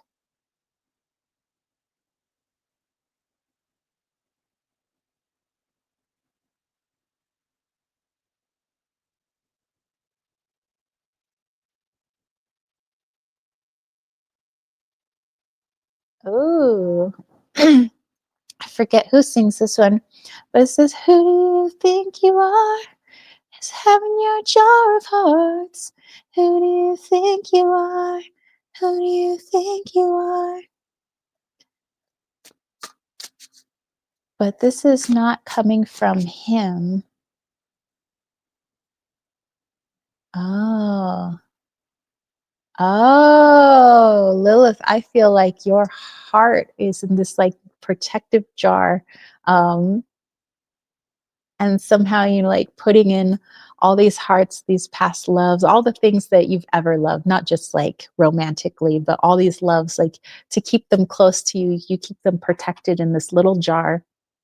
I know that the song kind of has a different little riff on that, but this is what I'm getting. Why I got that song is for this intuitive hit. Um, and so, since you keep everything so guarded and protected, you keep your memories protected, all the things that you consider sacred, all the precious moments, everything, you know, your own heart, so that it doesn't become trampled on or broken or hurt, is it's like in this little protective jar in your chest. And so now you see this guy, and it's like he's igniting, you know, your sacral chakra, your root chakra. It's like just like flames galore. And it's like, but I have this little jar, and I'm so afraid that this is like, you know, one of those flames that's like, it's like a fast burn and then it fizzles out. And you know, it's like the what ifs, the what ifs. So I'm afraid to open my little jar, and I'm afraid to let my heart out. Because somebody who could make me feel this way, I feel could also hurt me equally, you know. And it's a way to preserve yourself. It's like I don't want to be hurt, but I also don't want to lose this feeling. So it's like, what do I do? So that's actually the real question at quote unquote heart here. Okay, so let's pull a card for you, my friend. Um, Lily said, much love and respect for what you do for the children. Lily said, Gina. Lila says, jar of hearts. Christina Perry, yes, yes. Oh, and Sea Captain did her donation through Venmo. Thank you. Thank you, thank you, thank you. Ooh, we have the Hermit. Okay. All right, so this guy, Vincent, I don't feel, and this particular timeline, of course, you know that timelines could change. I don't feel like there is like longevity with this Vincent. Um, and it has nothing to do with who you are or with who he is. But I do feel that there was a calling. So I guess you can call it contractual or karma, but something pre incarnation. Vincent was there. Well, not as Vincent, but as Vincent's soul, and your soul was there among a host of other souls. Um, and you had mentioned in this pre-incarnation that at some point in my life, after going through all the things that I've gone through, I'm going to need help reopening my heart and reclaiming my flame, reclaiming the most passionate version of my divine masculine and my divine feminine, like bringing them together. So it's like, at first it may come across as like sexual energy, but really what it's doing, like that kundalini we were talking about, probably why you've been seeing a lot of snakes too, is because your kundalini is waking up, and Vincent is the catalyst for that kundalini. So not to say he's like a guru and he's like, I'm going to help you, Lilith, with, you know, it's his energy. His energy is there to help awaken and excite that portion of you. And so at first it might seem like, oh, this is my sexual energy, but it's your creative and most wild divine feminine energy. And in that energy, fearlessness, not to the point where we say you have no fear, but where you do things despite the fear that you have. Kind of like what we're just talking about with our friend Lily, who did something that was very scary for her. But it's really coming into that energy. So this Vincent person, his soul has decided to play this role as Vincent and say, I'm going to be coming into Lilith's life, and I'm going to help her truly find her wild, wild divine feminine power. Um, and when she finds that, there is, it is almost, I would say, impossible for him to break your heart. So, and you might be saying, well, you just said that we didn't have longevity together. That would definitely break my heart. Not in the energy that he helps to put you in, because he puts you in this powerful energy where it's like you're reclaiming your sense of self, your boundaries, you're reclaiming your passionate creative power, your ideas flow. You don't necessarily even have to be an artist. Like it's just the way you command the world around you. And so then you start to see things from such a different perspective. And so you end up just flowing and going with it and allowing him to show you that portion of yourself. And you're showing him a portion of his divine masculine that he thought was gone. But he just needs to remember it. So you're helping him find his wild divine masculine. He's helping you find your wild divine feminine. And eventually, your work together will be done, but it won't be in the heartbreak kind of way. It'll be in the, wow, I'm really grateful you came to my life, because I have found a part of myself that I thought didn't exist or I thought I had lost. So it's like, thank you. And from him, it's like a thank you. Is that actual conversation going to take place? I'm not sure, but that's more like the soul's conversation. And so, there isn't a need for that jar of hearts. That's when you like kind of open it up and you realize that everything is always protected. You didn't need that glass jar to like physically protect everything. It already was protected. It's not going anywhere. Your memories aren't going anywhere. Your heart's not going anywhere. And you get to decide who is a part of those memories that you keep. And they no longer need to be guarded in that way. But I hope that makes sense for you. Um, Lilith says, whoa, I am wise. That makes a lot of sense. Yeah, I was just getting just this almost like an explosion of flame energy from you. So that's amazing. So whatever you end up doing with this Vincent guy, the suggestion is to let him in, because you guys have work to do together. It's going to be pretty good work. I will say, wink, wink. But no, the two of you are going to be better for having known each other and for having allowed each other in. So this is great. And Lilith said, thank you. This is enlightening. You are very, very welcome, my friend. Okay, let's go to, and thank you again, Time Harvest and Lilith, for allowing me to read for you. We are on to our friend Costalini. So Costalini, let me know what your question is, and we'll go ahead and pull a card.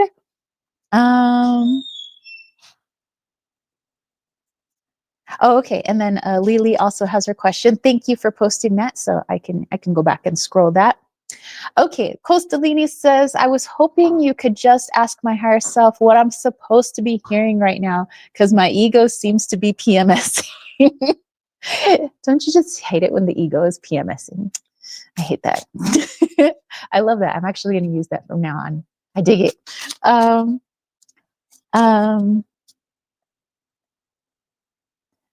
Let's see. And our friend Zach was asking what we think of spontaneously speaking in unknown languages. Sounds like spontaneous channeling, and people do it sometimes. And I feel like we all channel in our own variety of ways. Some people channel music, some people channel art, some people channel beings. And sometimes when people think that they're just like making up languages, they find out that they're actually speaking something else. It's just I think a reminder that we are all one. And so when that happens, it's not so much what the person was saying, but more a reminder that we are connected to everything. We are one, so even if I wasn't born up, let's say, speaking Russian, and let's say I start speaking Russian just out of nowhere, it's not what I was saying in Russian, or not like, oh, wow, she's so cool, she can like speak in a foreign language that she never learned. It's the, wow, we're tapped into the eternal. We are eternal. Our souls are eternal. We're all one, So yeah, great question. Lilith says, Lily, about to set this on fire. Costalini says, I've started talking to myself like, dude, calm down. Nice. Okay. All right, Costalini, let's drop in.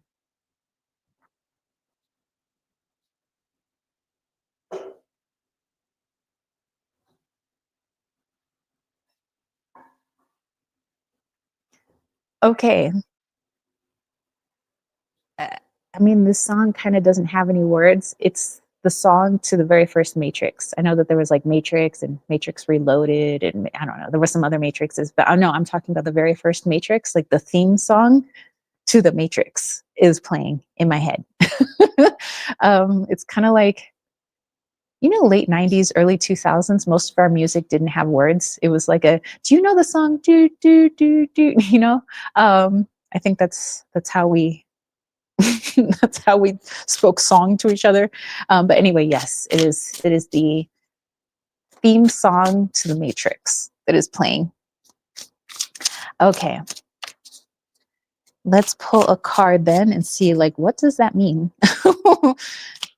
Costalini and everybody, you guys have such interesting spiritual radio stations. Okay. The Page of Swords. Oh. Okay, hold on. Hold on.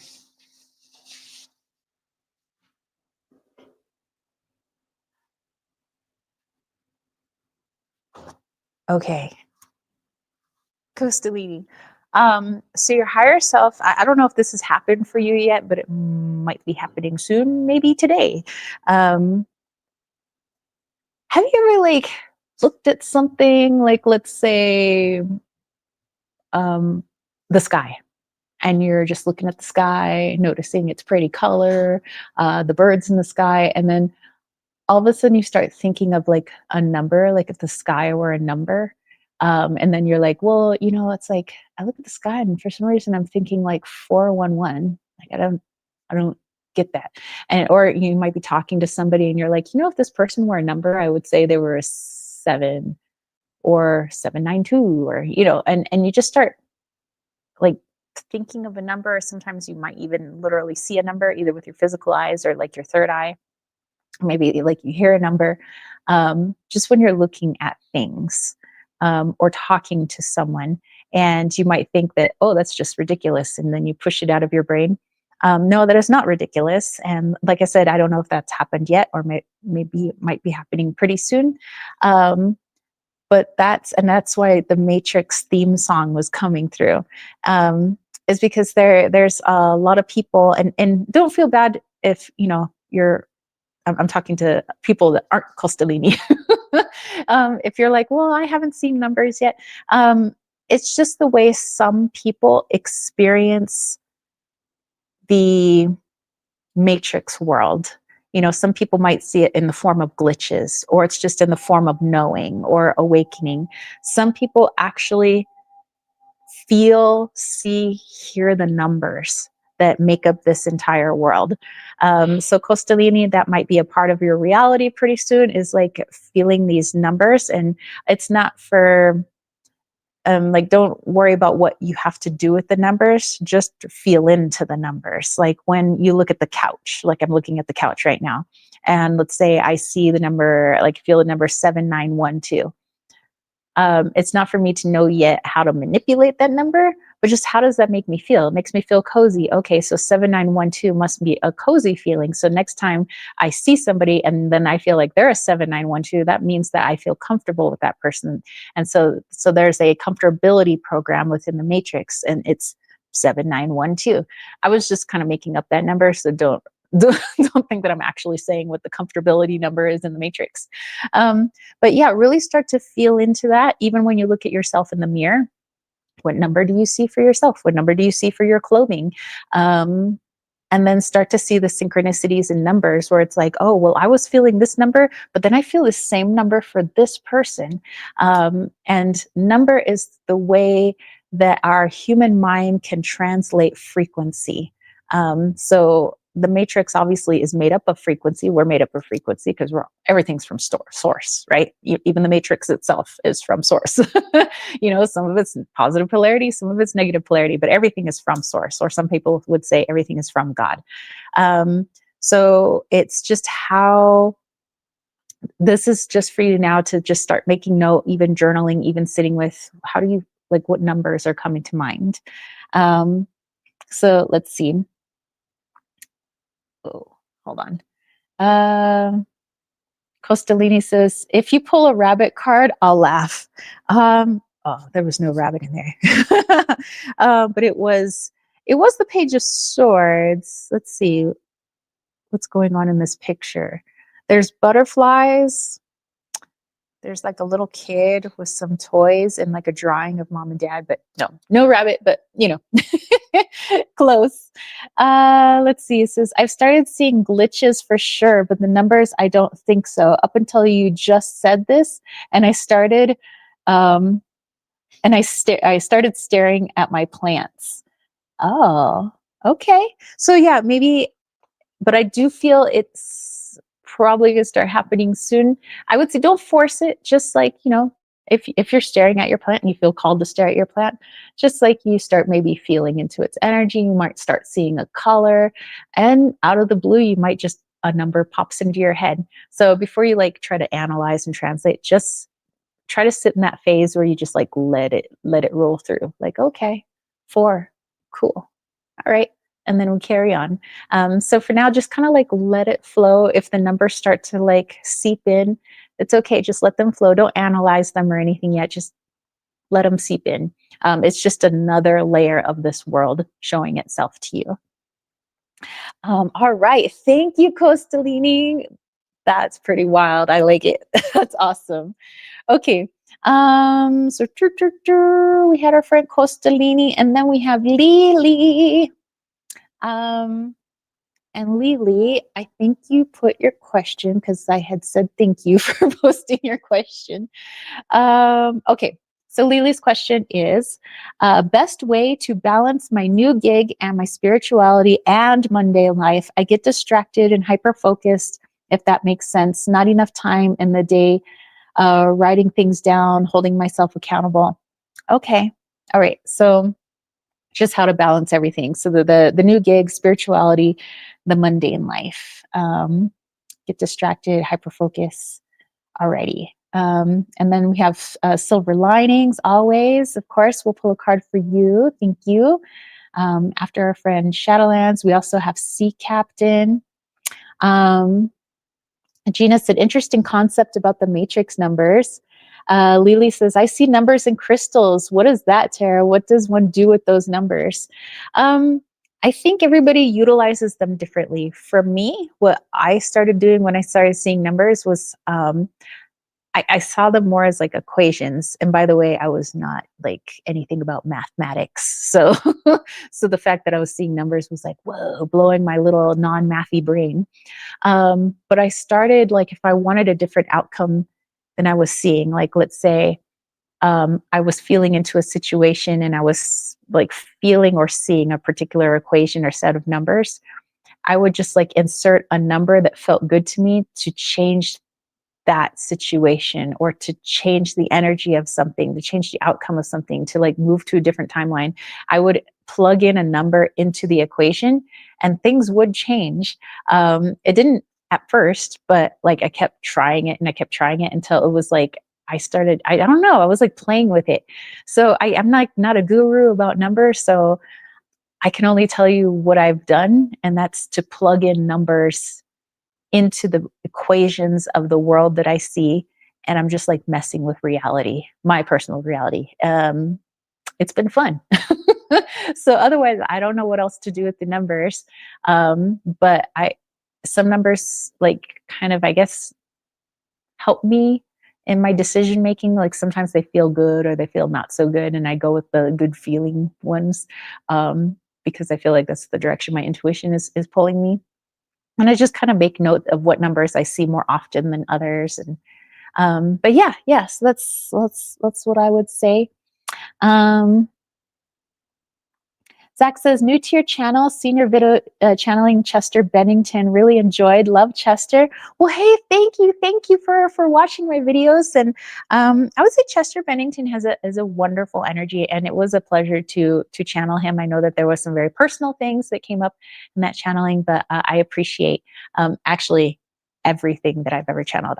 Whether they're positive or negative energy, I appreciate everything that's come forward. So thank you, Zach, for watching and for all of your support. All right, so let's go back to Lily and how to balance everything.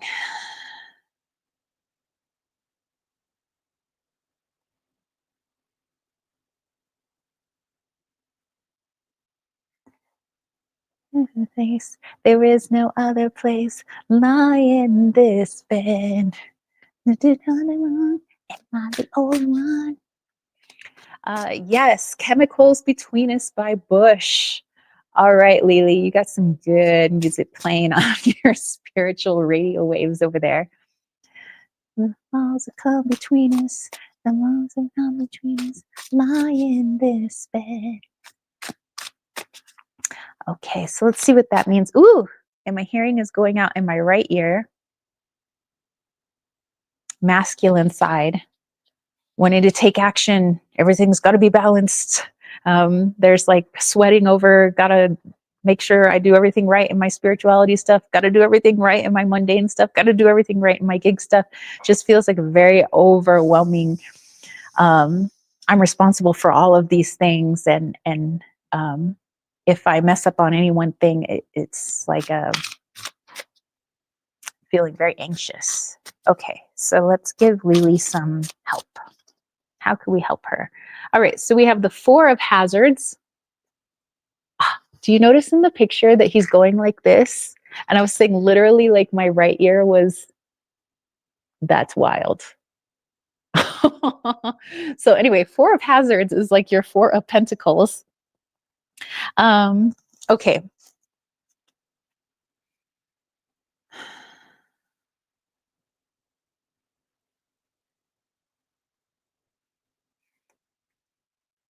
Okay.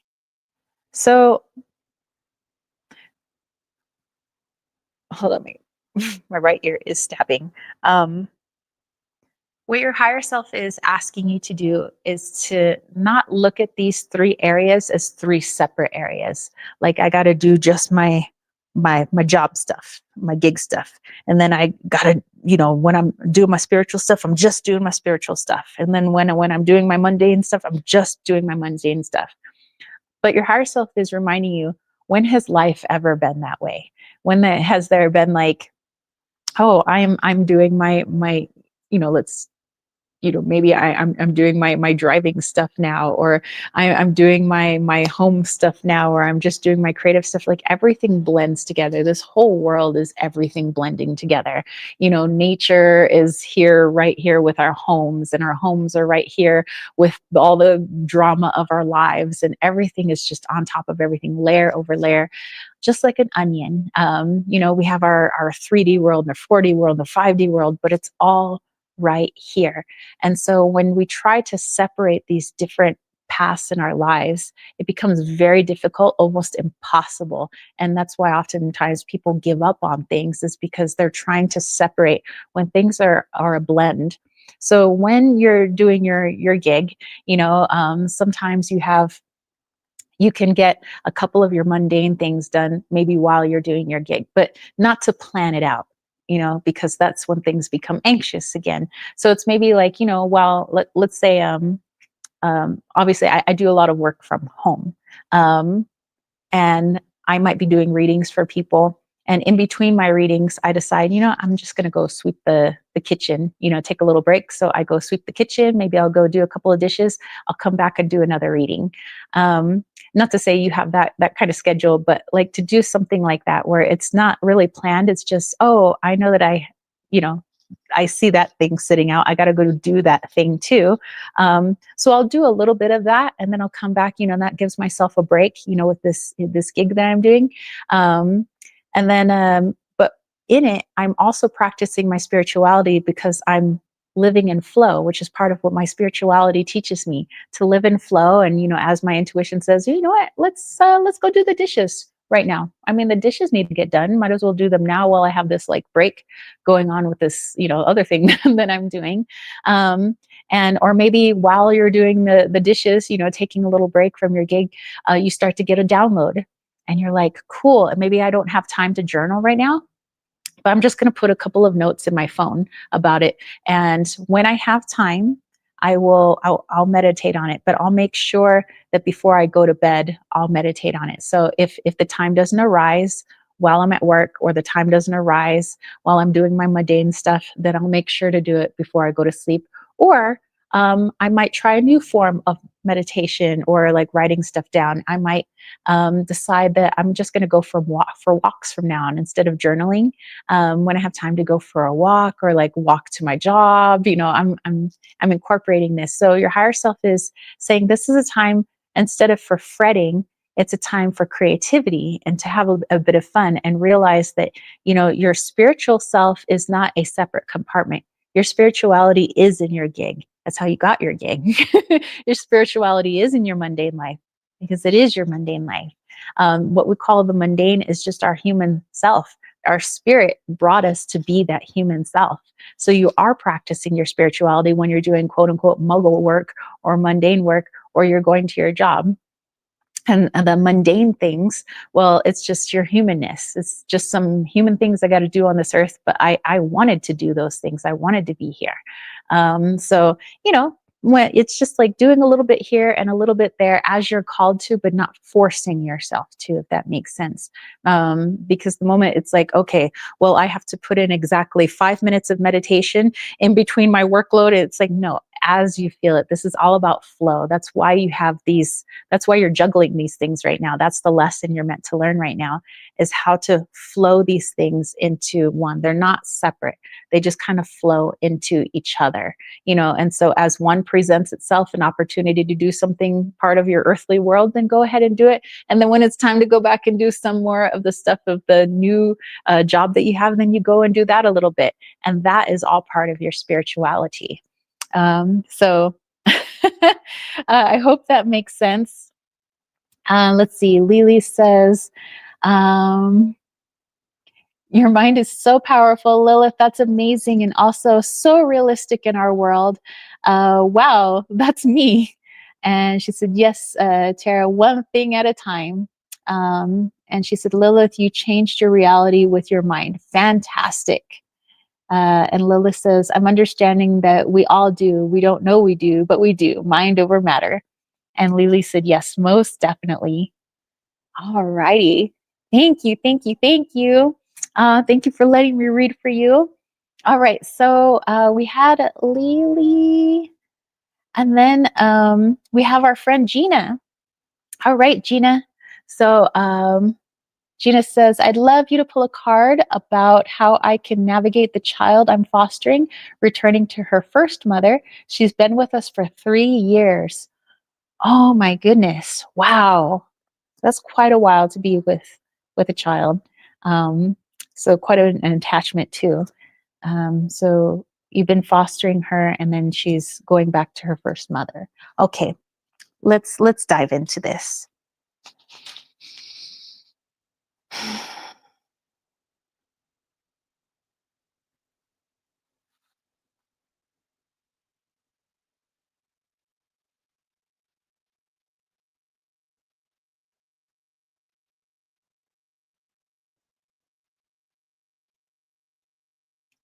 Okay, this is not the last time that you're going to see this child. Um, you might think it is, because you're saying, well, this child she's going back to her, the first mother, her first mother. And so I'm probably not going to see her again. You're not going to see her again for a while, but you will see her again. And I mean, I will pull a card, but I just keep feeling this child, which the soul is not a child at all. The soul is so much older, almost like a grandmother to you. That's interesting. But this child's soul is like, thank you, thank you, thank you. Um, you've given me something that I was unable to get outside of this fostering. And you've pushed me forward so far into my development, not only like physically, like as a child, but spiritually. You're you are the reason why later on, when most of us, we try to reclaim that child portion of ourselves, that whole like curiosity, and oftentimes we say when we were kids we used to see spirit, or we used to just know things, and we kind of turn that off when we get older, and then when we're older we try to reclaim what we had when we were younger. Well, this child is saying it's because of you that never turns off in me, that I never lose my ability to sense the world beyond the world, and my ability to listen to my heart, my intuition, that never turns off because of you. And even when I'm older, I may not understand consciously or physically that you are the reason for that, but just know that you are the reason for that. And so there will be a time you guys come back together. It could be like you guys bump into each other, but it doesn't seem like a formal meeting. It's like you just kind of like run into each other, and able to do a little bit of catch up. And there is this like thank you, where you're able to thank her for everything that you learned in the time that you were fostering each other. And even if you don't know all the things right now, just know that your soul was gathering a lot of information from this child. All the things that you're trying to develop in yourself or remember in yourself, how to do, how to be in the heart. This child was showing you, but at the same time, you were showing this child to don't leave that place in your heart. Don't leave that intuition. Always trust yourself. You've really left that gift in her, and I know that she's left that gift in you. And so in that respect, you are always connected, no matter where this child grows in the world, no matter how old they become in life. That is your eternal connection. And at some point, the souls will come back together for just another brief meeting to say thank you. Um, and it's just to kind of reinforce that what happened right now, what's considered our present moment, was really what was needed. So, like I said, I'm still going to pull a card, but I was just like mega getting that download.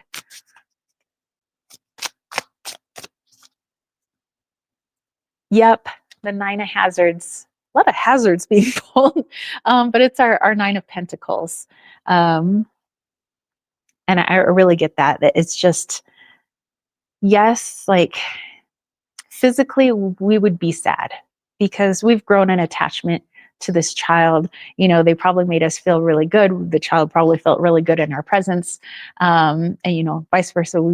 We just bounced off of each other. And so yes, there's going to be sadness, and it's okay to feel that sadness. It's okay to feel, even like the grieving, the I wish I didn't, have to let her go right now.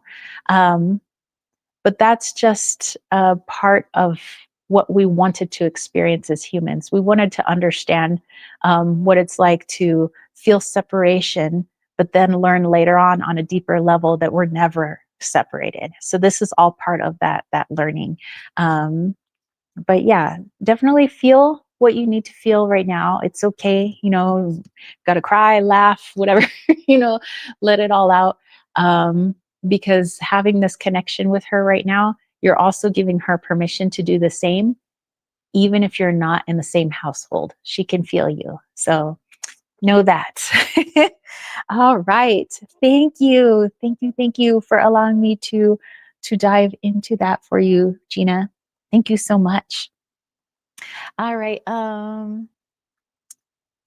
Let's see. Silver linings was, Lilith was telling silver linings. I remember when my cat did it once, I kept holding onto her fear. He'd repeat it, and I'd feel the more I thought of the fear, the more he responded by doing it. Eventually, I stopped thinking about it, and it stopped. And Silver Lining said, "Thank you, Lilith. That is a new perspective." Um, okay, so Lilith was looking at what the topic that I'm going to be reading for Silver Lining. Gina said, "Wow, that was really powerful, dead on." So thank you for letting me dive into that energy. That was beautiful energy. Thank you. Um, and then Shadowlands. Yes, you are actually next. So yeah, we had Gina, and then we have Shadowlands. Um, and then we have, I think it was Sea Captain. Let me just double check. Um, I'm making sure I'm like keeping everything in order. So Silver Lining always. And then I know at some point Sea Captain did a Venmo. Let me just look here.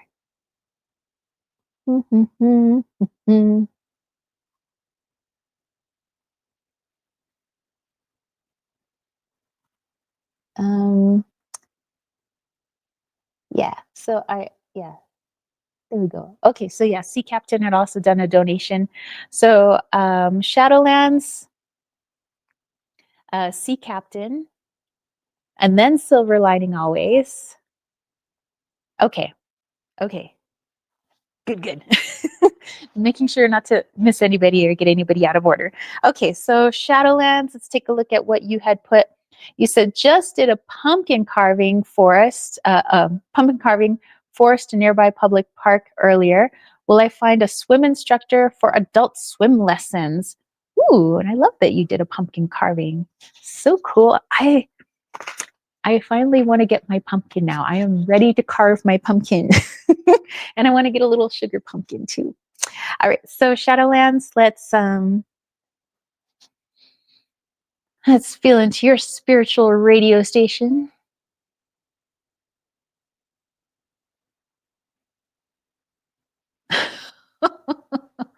Okay. Um okay, so it's the satisfaction song, but it's I think it's techno, so push me and then touch me till I can get my satisfaction.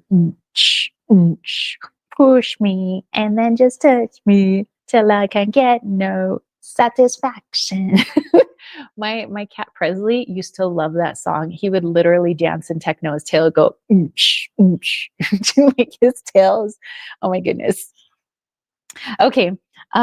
Yes, satisfaction. Oh yeah, and then Time Harvest, you did do a couple of donations. So I will pull another card for you, Time Harvest, if you would like. Didn't mean to miss you on that. Thank you, Lilith, for keeping me on there. Yeah, so Shadowlands first, then Sea Captain, and after Silver Lining. All right. So yeah, Shadowlands, you got the Satisfaction song, but like the techno version of Satisfaction. Okay. So Shadowlands was wondering if you would find a swim instructor for your adult swim. Oh, Time Harvests don't have to is your kind donation. Thank you. Thank you. It says, wish I could give more, and I will in the future. I appreciate you, Time Harvest. Thank you. Thank you so much. Thank you. Um, oh, speaking of satisfaction, we have our Knight of Cups. That is a big yes, Shadowlands, especially swim instructor, Knight of Cups, guy surfing in. I don't feel that this person is going to be like much older than you. This feels like somebody roughly around your age, like I would say age bracket between like 20 and like late 30s. Like to me, that it's like a kiddo to me. To me. So anyway, but I do feel that let's see if we have a little bit of a time frame. Okay, Shadowlands, I feel like it'll be like kind of like you might find a few instructors like on and off, but they won't be like a main like instructor, one that you can go to like, you know, once a week or once every couple of weeks, whatever it is that you designate. Not until like around early spring of 2026. So, I mean, that's not far away. I mean, we're already mid-October here, so we're already ending 2025. So I do feel like there's going to be a few like swim instructors in the interim, like ones that you're like, well, you know, you might try one out and it like, I don't know if I like that person's like instruction, how they instruct so well. So I think you try out a few instructors until like you find the instructor that I feel you're actually looking for, one that like understands what you want, what you're trying to do. And they also have, I really feel like your sense of humor. Like they have your humor. And then once you find this person's like, yes, you, mm, my instructor. Yeah, but I really feel that in early spring. So think like pre-spring. Like I'm feeling February, March. I know that's really, really early. Usually like spring is like March, April, but I'm feeling this like February, March. So technically it's November, December, January, February. That's only about 4 to 5 months from now. And so in the meantime, you get to find out what kind of instructor you do like. So eventually when you do land on that instructor, you'll know that that is your instructor. So yeah, I hope that makes sense. But I love the synchronicity of your reading. And it's like the Knight of Cups comes in and we're asking about a swim instructor. um, so yeah, I hope that makes sense. I really am feeling like the young, quirky sense of humor vibes. So I think you're really going to like this instructor. But you're going to try out, I feel like, at least on this timeline, a few instructors before then. But it just helps to give you a better idea when that instructor does show up and you're like, you, yes, you, we simpatico. Alrighty. So thank you. Mwah! Thank you, Shadowlands. Shadowlands always so jealous of your mermaid fin. Like you make my little mermaid heart just like. But you know what? I wouldn't have anywhere up here to wear my mermaid fin. But if I was still back in San Diego, I'd be all over that. um, all right, so Shadowlands says, I'm just starting to look into finding a swim instructor. Don't have my own pool. I'm late 30s myself. Okay, so yeah, he's going to be around your age then. So very cool. All right, Shadowlands, I'll get to your question after we get to our friend Sea Captain and our friend Silver Lining Always. All right, so Sea Captain, let me know what your question is. And if you already posted your question, maybe just copy and paste it because there are a lot of comments. Sometimes I miss things. But let me have a little drinky water here. So Sea Captain, you're next. And then Shadow, or sorry, not Shadow, Silver Lining Always. And then Shadowlands. We'll pull a card for you again. And Lily. Okay.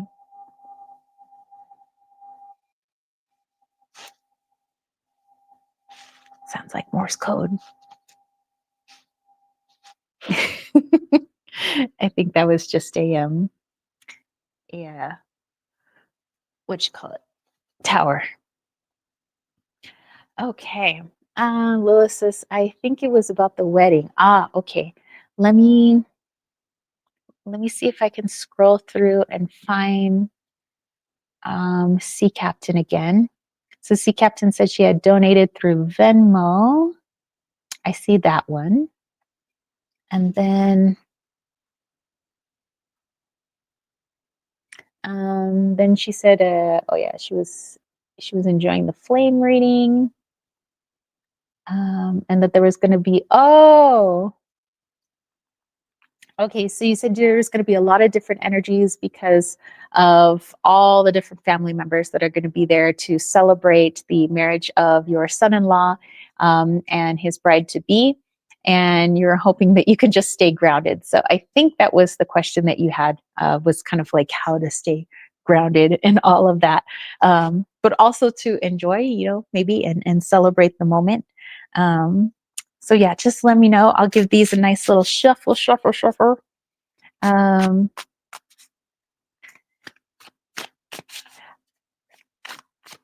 Okay, and then Costalini also has another question. I would be happy to pull you a card.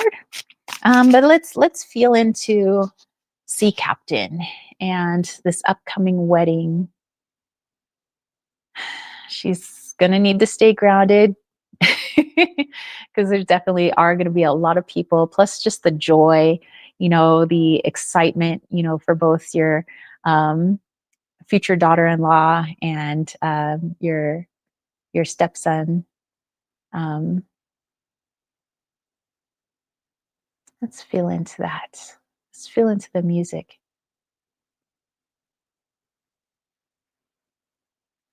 Now that we have love, what are we gonna do with it? Now that we have love, what are we gonna do with it? I think that's Heavy D, isn't it? Playing that song. Oh my goodness. I dig it. All right. So let's pull you a card. Something that Sea Captain just needs to know as she goes into this wedding so she can enjoy herself, have lots of fun, be in the moment, but not get so dizzy you fall over. And we have the Six of Swords. Aw, and here we have this sweet couple. This lady just, blasting the zombies for her hubby there. Okay, let's dive in.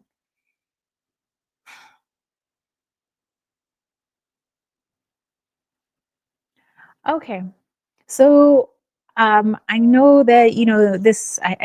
Being your stepson, that there's going to be like a lot that you are like, oh, I got to make sure this is going right. I got to make sure this is, oh, is everybody like doing well over here? Um, yes, you're going to want to help make the moment as fun and as beautiful for them as possible. But everything's already been put into motion. Everything that needs to get done has basically been done. Maybe there's some like little odds and ends here, but enjoy yourself. That's the part about staying grounded. When you enjoy yourself and you're just like witnessing when they say their vows, when they're having their wedding dance, when you get out there on the dance floor, the food that you're eating, just really try to enjoy those Kodak moments, basically, the life moments, not necessarily that you bust out your camera, but you probably will, be there with your camera, your cell phone, snapping all kinds of pictures. But really, everybody is there for the bride and groom. And nobody's going to be critiquing you on whether or not there's enough, stuffed crab out or people are running out of Coca-Cola or, that's not everybody's concern. So that shouldn't be your main concern either. That like, oh my gosh, we're running out of this. Oh my gosh, there's this. Everybody's focused on those two. That's the main focus. It's not the catering. It's not what's on the tables. It's not if the DJ is playing the right music or whatever. That's way like third, fourth, fifth, seventh place. First place is the bride and groom. So it's staying in those moments. And sure, yeah, if you see that we're out of sodas, instead of like, oh, I'm fretting, maybe ask somebody, hey, can you help me go get more soda? Instead of, saying this is my responsibility, I got to put more soda on the table. But if hubby's nearby, hey, could you put more sodas out? Or hey, I noticed that's a, fix that or get more of that. But it doesn't become your main priority. It's just you happen to notice while you were enjoying the moment with, your stepson and your daughter-in-law. So it's all about that to stay grounded. It's just really enjoying and reminding yourself why everybody's there. Everybody's there for those two. Nobody's going to notice if the fountain machine is out. Nobody's going to notice that there's no more vanilla ice cream. Like that's not why they came. They didn't come to freeload, hopefully. No, they came there for the love of those two people. So that will hopefully just kind of help you to stay, in the moment and enjoy yourself. And then that way, those are the memories that you have is like what you saw, what you did, how you laughed, how you danced, and not so much like, oh, I'm so exhausted because, man, this went wrong and this went wrong. Those aren't the memories that we want to keep, So it's staying in the moment and remembering why we're there. All right. Lily says, I haven't had time to learn congos I bought at the pawn shop. I feel as they're thankful for the rest, but want to be played. And I really want to learn and play some salsa and merengue. How will I play? All right. So, Costalini, thank you. I will jump on your question in a moment. We had our friend Silver Lining Always says, if you have time, I'd like to know what else I can do to help my cat stop spraying my furniture. Okay. So let's tap into your feline friend.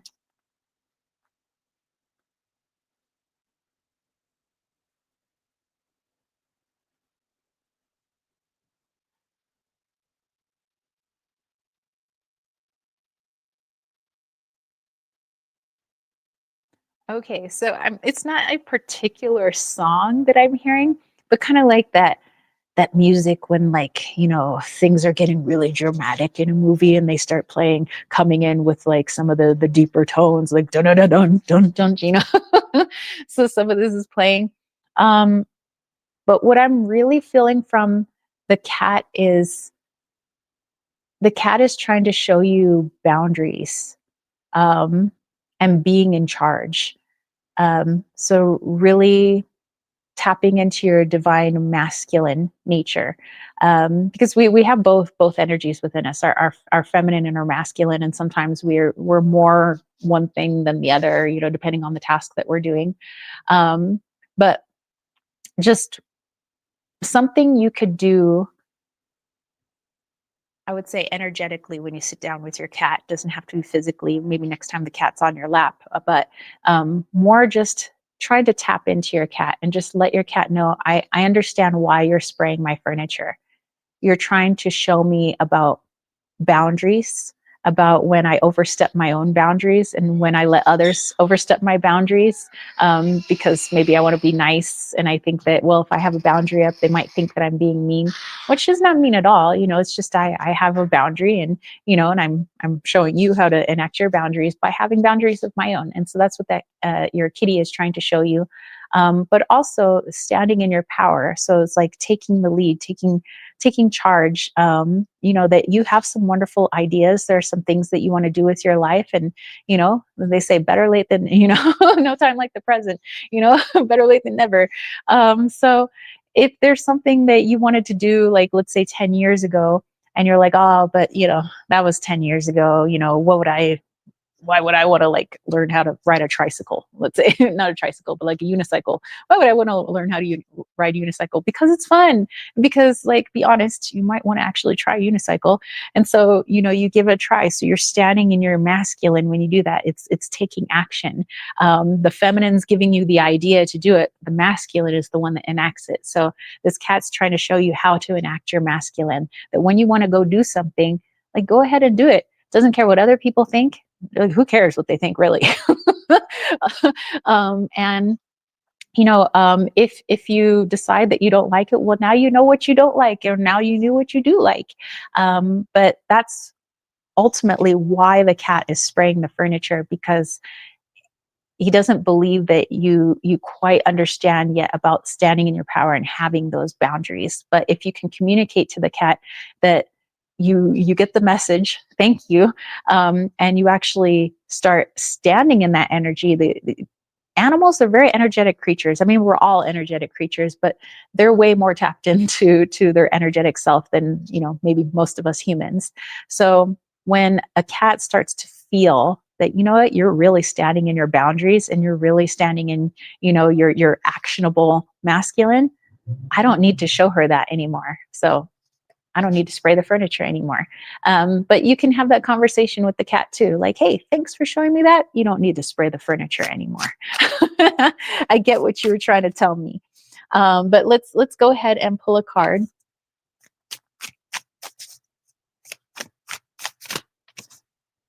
Ooh, the sun. Actually, that's just confirmation. This is when the cat starts feeling from you the message it was trying to convey, then the action stops. It stops spraying. You won't need to spray anymore because he's like, well, she got the message. I can feel that she got the message. So you may say it with your words like, hey, yeah, I got the message. Thanks. But the cat's like, really? Did you? Because did you? It's like, because I feel your energy more than I hear your words. So once the cat really starts to feel that, he'll stop spraying. So I hope that makes sense. In the meantime, Lilith had some wonderful advice too on helping with that, but I feel that this is also really going to help because that's what the cat is really trying to say to you. Lilith said, very intriguing. Silver Lining always said, thank you. You're very, very welcome. But yeah, you guys all have some fabulous ideas. And yeah, I mean, kind of take from everybody and see how that works too. Okay, so after Silver Linings, we had Shadowlands Radio again, and our friend Lily and Costellini, and Shadowlands again. And very happy Mondays. Okay. Okay, so Shadowland says, I'm just starting to look into finding a swim instructor. I don't have my own pool. And that you said that you were in your late 30s yourself. So let's see what other maybe information we can give you on that. Maybe what to look for in a swim instructor. And although you may not have your own pool, you might be using the public pool or at a friend's house, or maybe using their pool if the swim instructor has a pool at their house. But let's see if we could just like give you some tips when looking for that instructor. Okay, it's the sun card again. I love the little helicopter there. Did you know Riley was a helicopter pilot? Okay, let's tap in.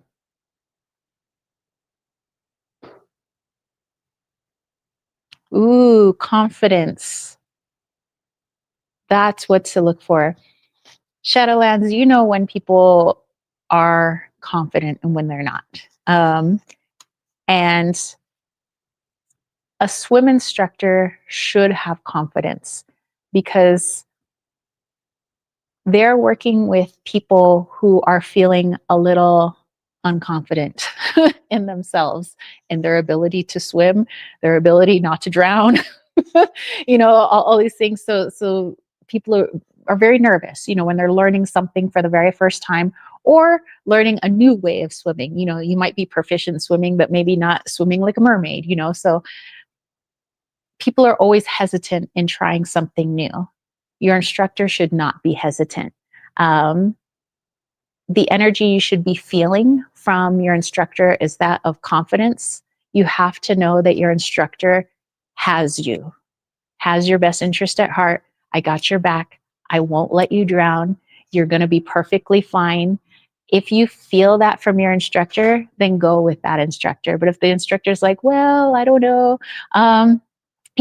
maybe you could try this. It's kind of like everything's like all sentences are ended with a question mark for some reason. That might be a lack of confidence. They might very well be a great instructor, but maybe they just don't have confidence in their instructing ability right now. And maybe that they'd be great with a different type of student, but for what you need right now is you need somebody who will make you feel safe and make you feel confident in what you're doing. So I would say feel into that with any instructor that you try out so far. I know that you're just starting off and you're going to be trying out these different instructors, but that's the number one thing your higher self is asking you is feel for their confidence. Do they sound and feel like they know what they're talking about? Do you feel safe with this person?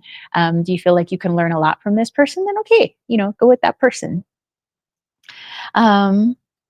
Okay, so I hope that makes sense. But yeah, that came through like loud and clear. They got to be like really on that solar plexus. Okay, let's see. Oh yeah, Lily. And Lily's question, you were talking about your congos, and you said that you really want to learn and play some salsa, some merengue. So you're wondering like how you play, and you feel like that they've been really thankful for the rest, but now they want to be played now. Okay, so let's do a little shuffle here. Get these cards all mixed up.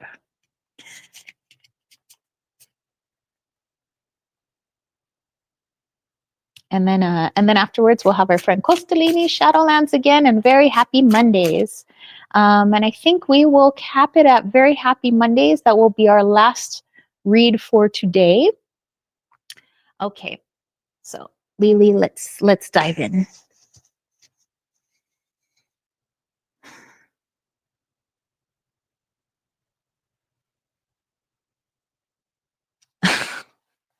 Oh my goodness, this song, what's his name? His name is Mani Pachu.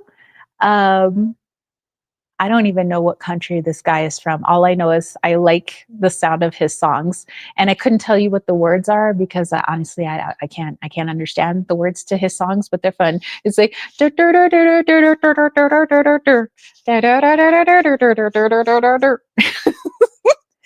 it sounds way better than that. I'm just anyway. But yeah, Mani Pachu. I think that's his name. Lily says, how can I find time to play and will I play? Okay, so yeah, the Manny Pachu song, which they play congos in that song. And I think the song is something about he likes his, not his congos, but his bongos. He goes, I love my bongos. I love to play my bongos. Do, do, do, do, do, do. Oh my goodness. Okay, so let's pull a card. So how can I find time to play and will I play? Okay. I guess we're going with that card since it hit the computer screen. All right, we have the Strength card. Okay. Okay, so your higher self and the Congos themselves, they're saying that part of this new energy that we're going into is to get us out of this idea that there's like a structure for everything. And it says, and even though like the whole matrix might seem structured, these dimensions might seem structured, there is a harmony to them. There's like a musical flow to them, but there is no rigid structure in any dimension. Even our buildings, you know, they're supposed to be representations of like the way truth in the world is. It's very structured. But what happens to buildings? They crumble. That's because that's not how reality is. Reality is flow, reality is music, reality is paint, it's tears, it's art, it's, you know, all of these things. So instead of thinking I need time to play these things and I need to like learn how to like read the music and all of this, they're saying, what's to keep you from right now during this live chat to just grab them, just tap on them? How does it feel? You know, and you end up creating from how it feels rather than I need to learn to play this song or I need, you know, eventually that will come, but you have to get the feel of them first. And so it's instead of setting aside time, kind of like what we were talking about earlier with like balancing everything, you know, and you felt like there needed to be a time for this and a time for this and a time for this. It's just when you feel like it. And so it's like let's say I'm watching TV right now, but you know, I kind of just want my bongos like in my hand. So, you know, I mean, I don't have bongo back there. I have my drum, but you know, for me, it might be my drum. So it's just, you know, I just kind of like, imagine this is your little bongo or whatever. It's just like, I just kind of like want to hold on to it. I kind of want to feel the skin of the top of it. I kind of feel like want to feel the wood and the strings, you know, kind of holding all together. And I'm just I'm connecting my energy to it. So that's kind of what they want you to do right now. And then if you feel so inclined, just, you know, do a little tap tap. get a feeling for what happens when I tap my fingers multiply, and when I tap just like maybe a couple of my fingers or 3 of my fingers, or what happens when I tap on the outer edge or when I tap in the middle. It makes a different sound. And just going with the sound. And if you feel like, let's say I feel really angry today, what's that going to sound like on the bongos? It's probably going to sound like that. So they're saying play with your emotion. It doesn't necessarily need to sound like anything. It doesn't need to sound like somebody's song. It doesn't need to, there's no structure. It's get connected. There's a reason we're calling to you right now, because we want to be able to help you to express what you don't have words for at the moment. Sometimes you have feelings and emotions you just don't have words for, or frustrations, and sometimes joys that you don't have words for. We're here to help you with that. And you're a very tactile, very kinesthetic person. So this is really going to help you to release some of that extra tension you may have sometimes, your extra anxiety. So it's not about playing a beautiful song at the moment. It's about connecting and learning how to speak a different language. This is a different language. And you're putting your energy through your fingers, through your hands, into these things that can help you to speak what you can't say for yourself, or you have trouble expressing yourself. So you will play, and you can play today. You can play right now if you wanted to. So it's not a if you will play, but when do you feel like connecting with them? And yes, eventually, once you build that connection and you kind of really start to get a feel for what certain things sound like, your placement, on the congo or the bongo sounds like, later on, you can start to mimic other sounds like salsa, like merengue. You'll be able to do that. But for now, let's get connected to this new language that you're learning to express. So I hope that makes sense. Shadowland says that card flew out like a bullet on the card. I know, right?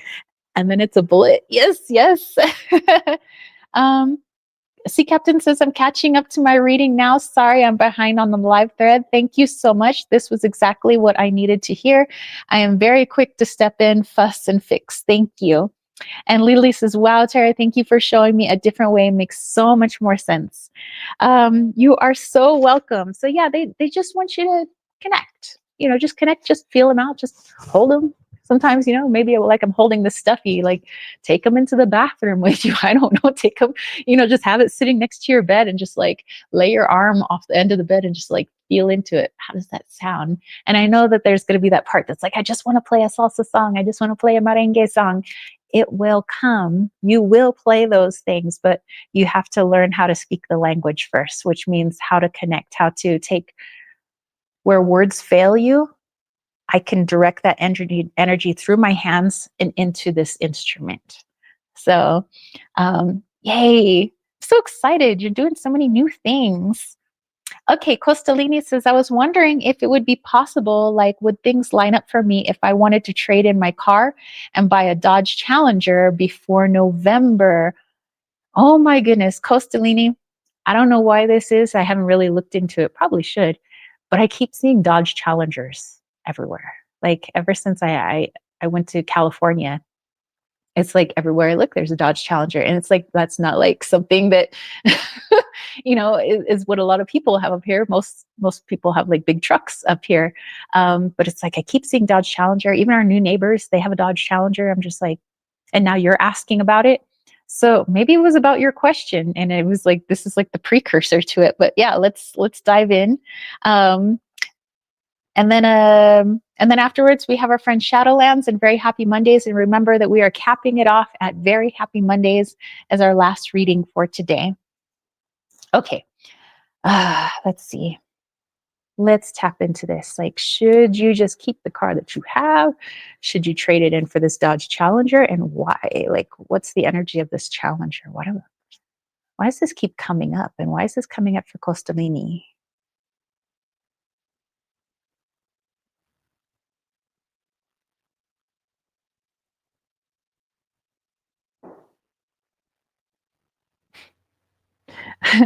Interesting song choice. A Dodge Challenger isn't a low rider, but low rider did start playing in your little spiritual radio. All my friends. Oh, the low rider. Toot, toot, toot, toot, toot. Toot, toot, toot, toot, toot. Low rider gets a little higher. Toot, toot, toot, toot, toot. Toot, toot, toot, toot, toot. Um, Costalini says, I swear every fourth car I see is a Challenger now. Oh my gosh. I know. I'm like, why is that? Why? And it's like, you guys, like the things that are going on in your lives and the things it's like, we're all like so simpatico. Also just confirmation that we're all one, but see, there's a hot looking Challenger. Nice. Okay. I'd get it in black though. I'd probably black everything out. Black interior, just like midnight black. Tint the windows. I might even black out the lights. That's illegal, but still. That's just me. Costalini says, it's like the stereotypical freedom car. Yes, it is. Lilith says, hi, Riley. Yes, Riley is here now. Costalini says, that's what I was going for. Black outside, black inside. I'm telling you, we got simpatico going on. Okay, so why is this coming up? And also, would it be possible for him to do this? Okay, so we have the Page of Cups.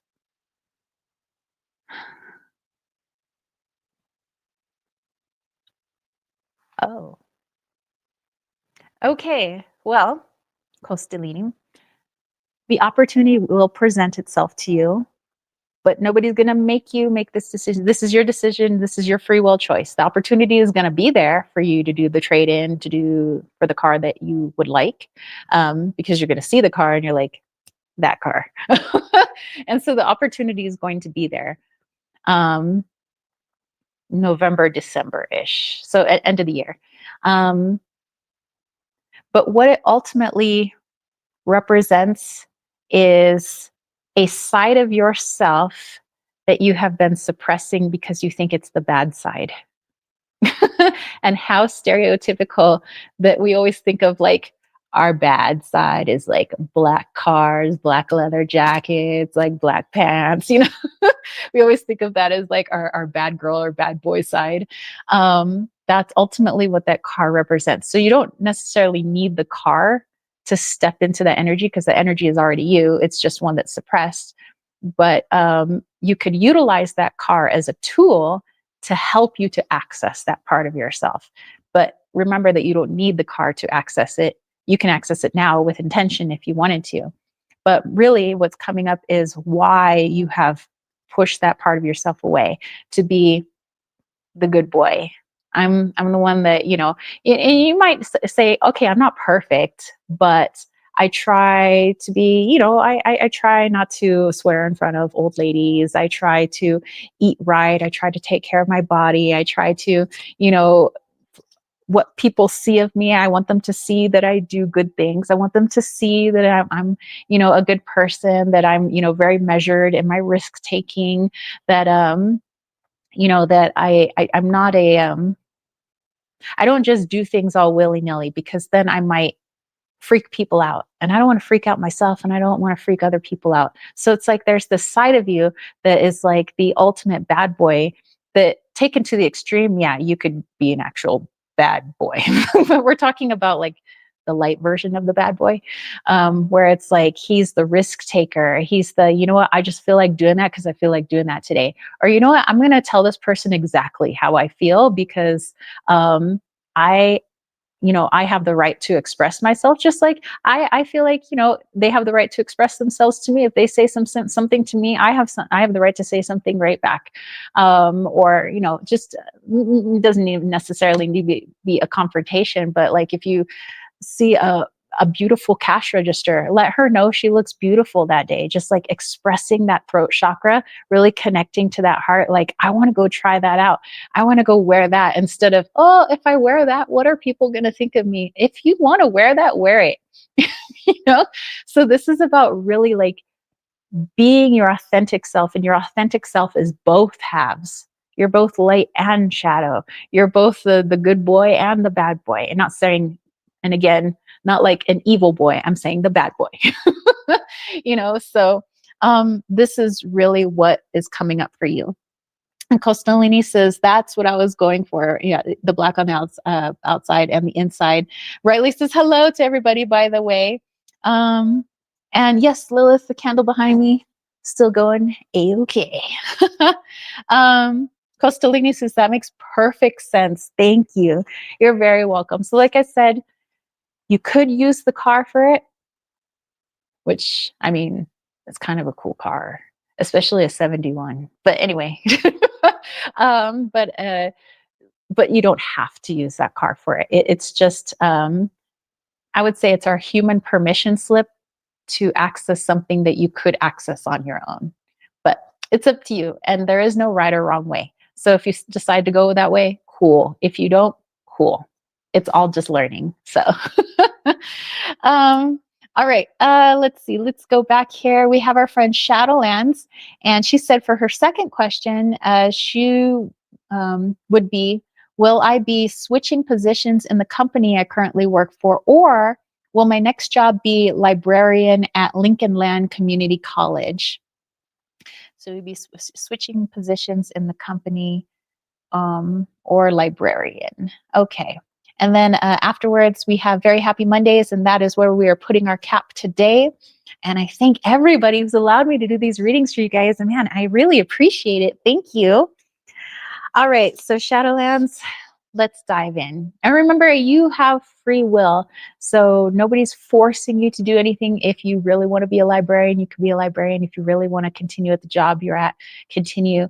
But I think you're looking for for your best and highest good. Where could you go? And this would just be advice, but of course, you ultimately are the master of your destiny, so you can make your decision. But let's tap in. Let's see what we get.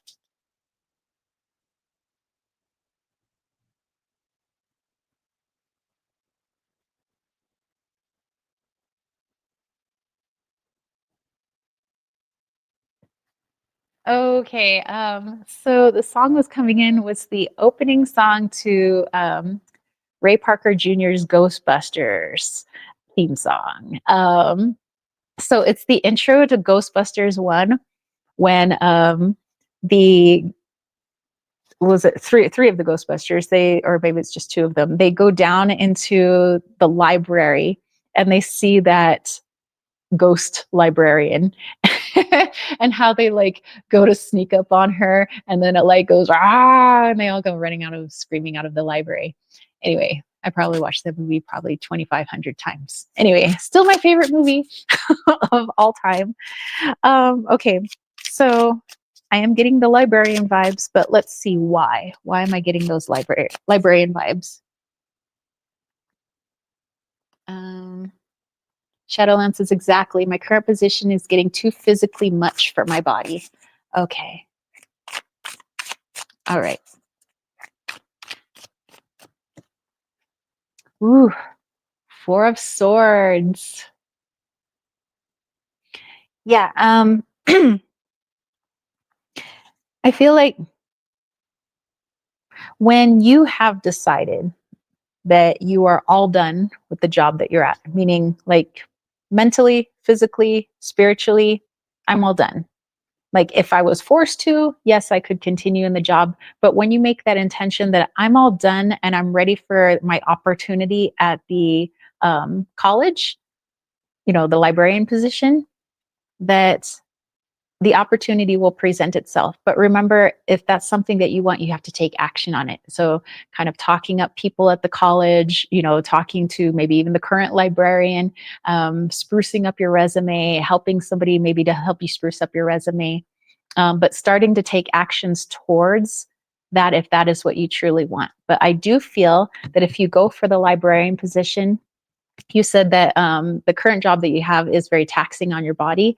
Well, for the librarian position, not only will it be less taxing on your body, but it's less mentally taxing. So, I mean, gone are the days of, I guess, the Dewey Decimal System and the card catalog.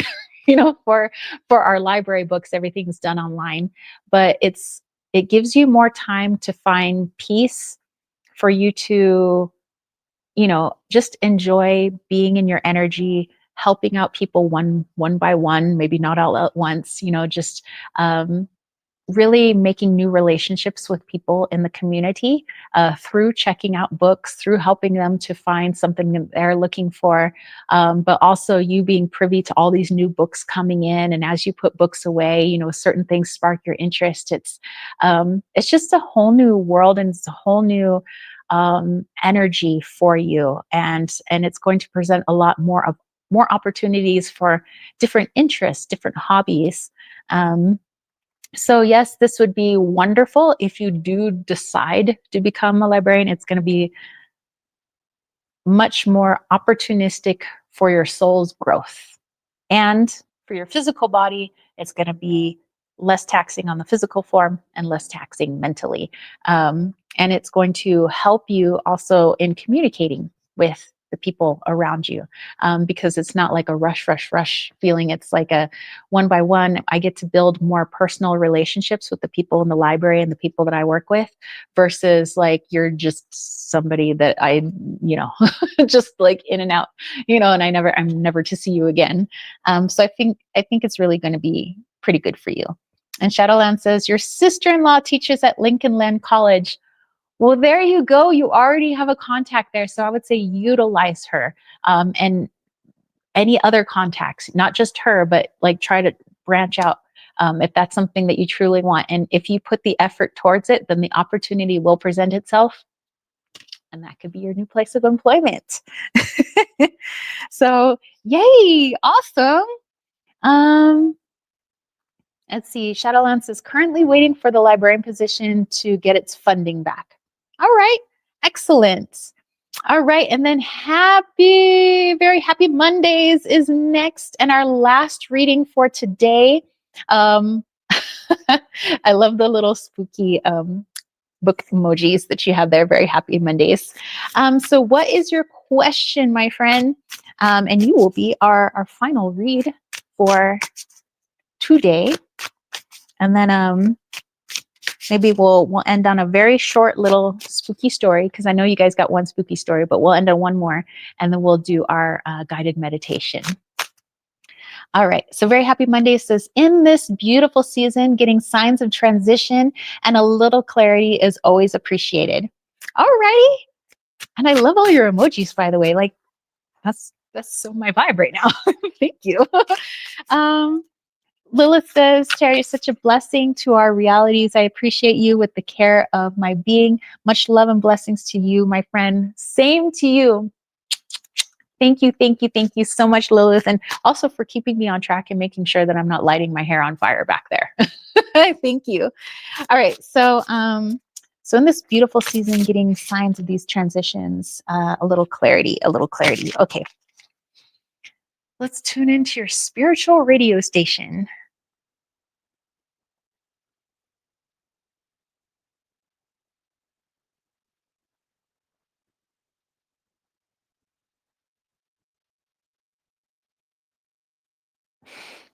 Oh,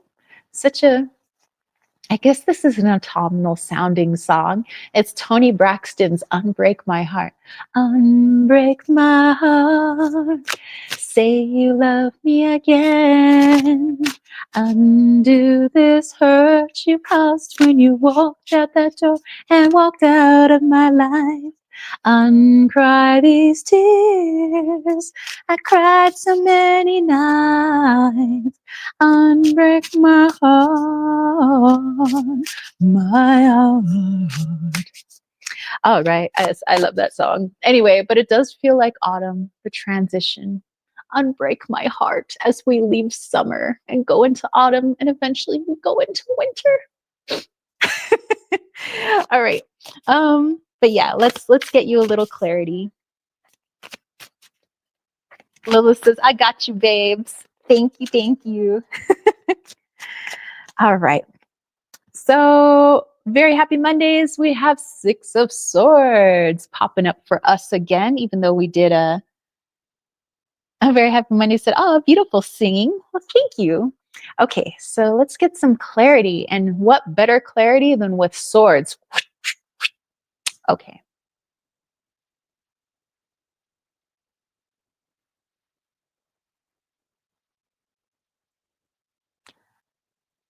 Okay. So as we were talking about everything being like in flow, and that's kind of like this new energy that the entire dimension is learning and going into, that there really is no structure, and structure is really just an illusion. There is a structure, but it's structure not in the way that we see it, and things are fluid, and all of that. So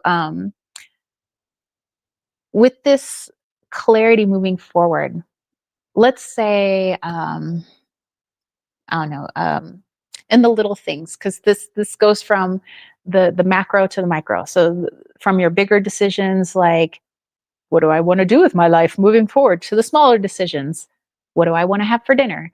Um, the same type of energy is applied to both things. Your small decisions, what color socks am I wearing today? Again, bigger decisions, what am I doing with my life?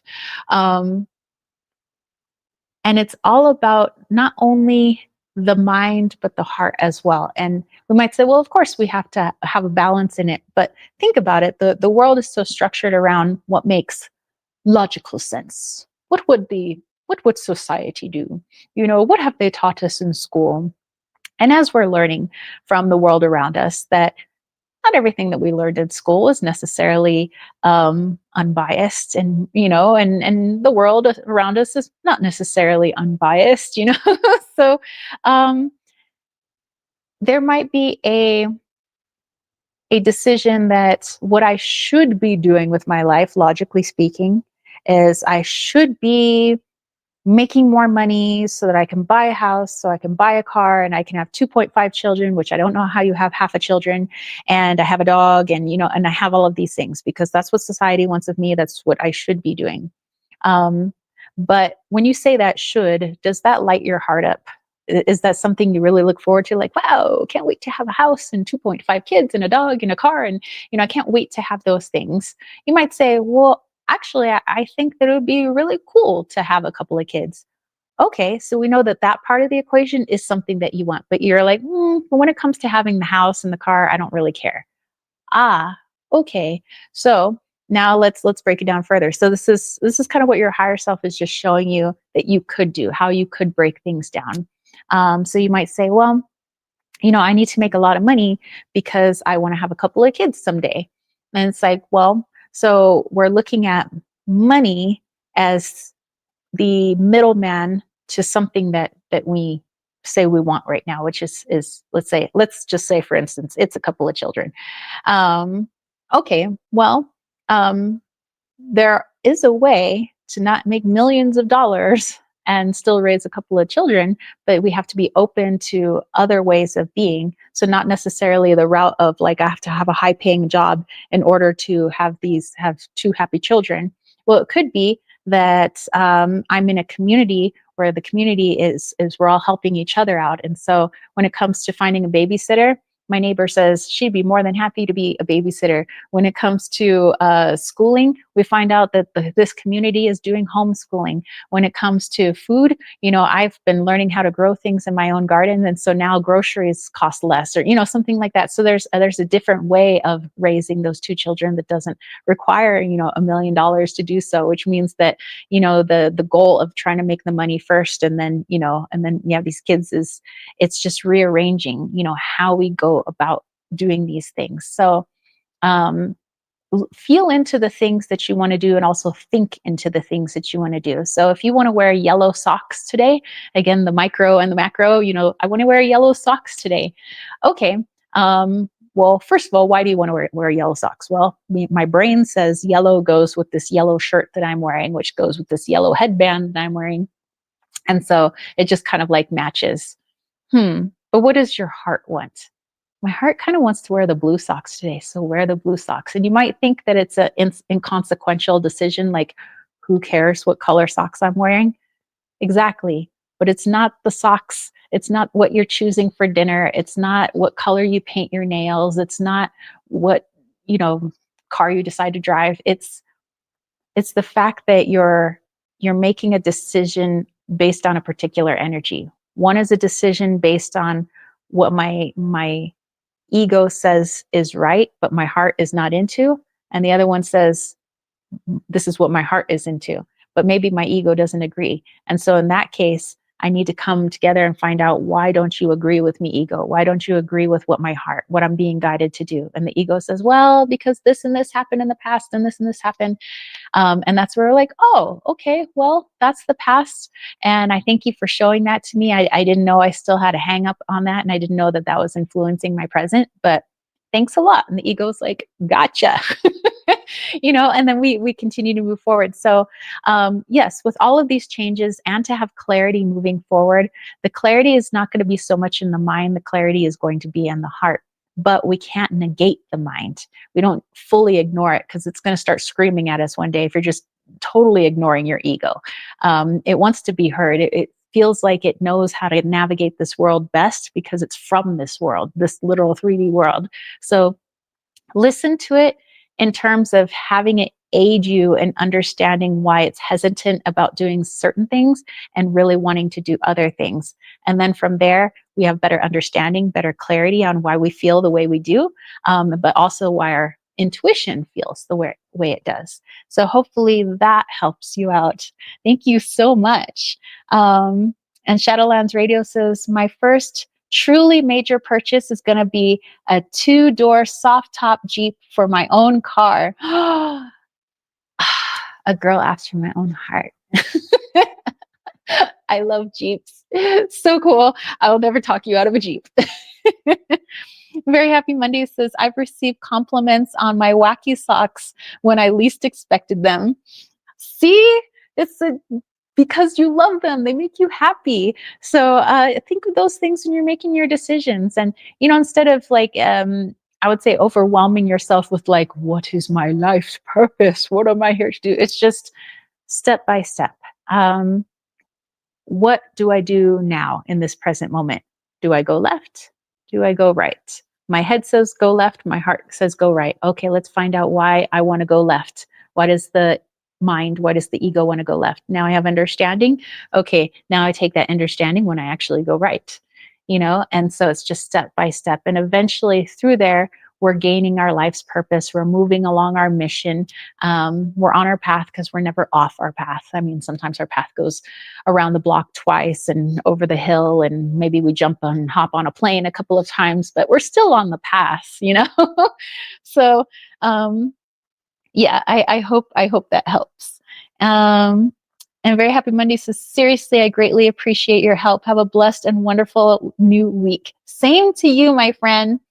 All right, you guys, we have come to towards the end of our live chat. So thank you to everybody who got those super chats and super stickers from me. I truly appreciate you guys. Just making sure I'm not lighting myself on fire. Thank you. Thank you. Okay, I wanted to leave you guys with one more spooky story, and then we'll do a channel guided meditation, and we'll call it an early evening. All right. Okay, so let's see, what story do I want to tell you guys?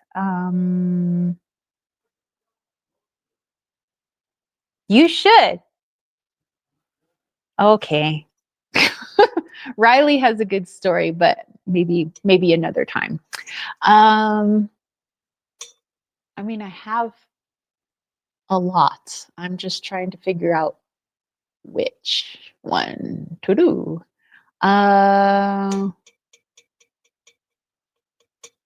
Okay. I have okay. I have one for you guys. I'm going to take you back to, how old would I be? I would have been like 15, 16. Okay. So this was almost right after my grandmother, my mom's mother, had passed away. So this was probably about 1997. She passed away in 96. So this is just a little bit after she passed away. And the house that my brother and I grew up in was actually my grandma and grandpa's house. They had several houses, but that's kind of the house where they sort of raised the family for a little while before they bought other homes. And so that house became a rental, and my parents ended up renting from my grandparents. So it was technically always called my grandma's house. So my grandma had passed away.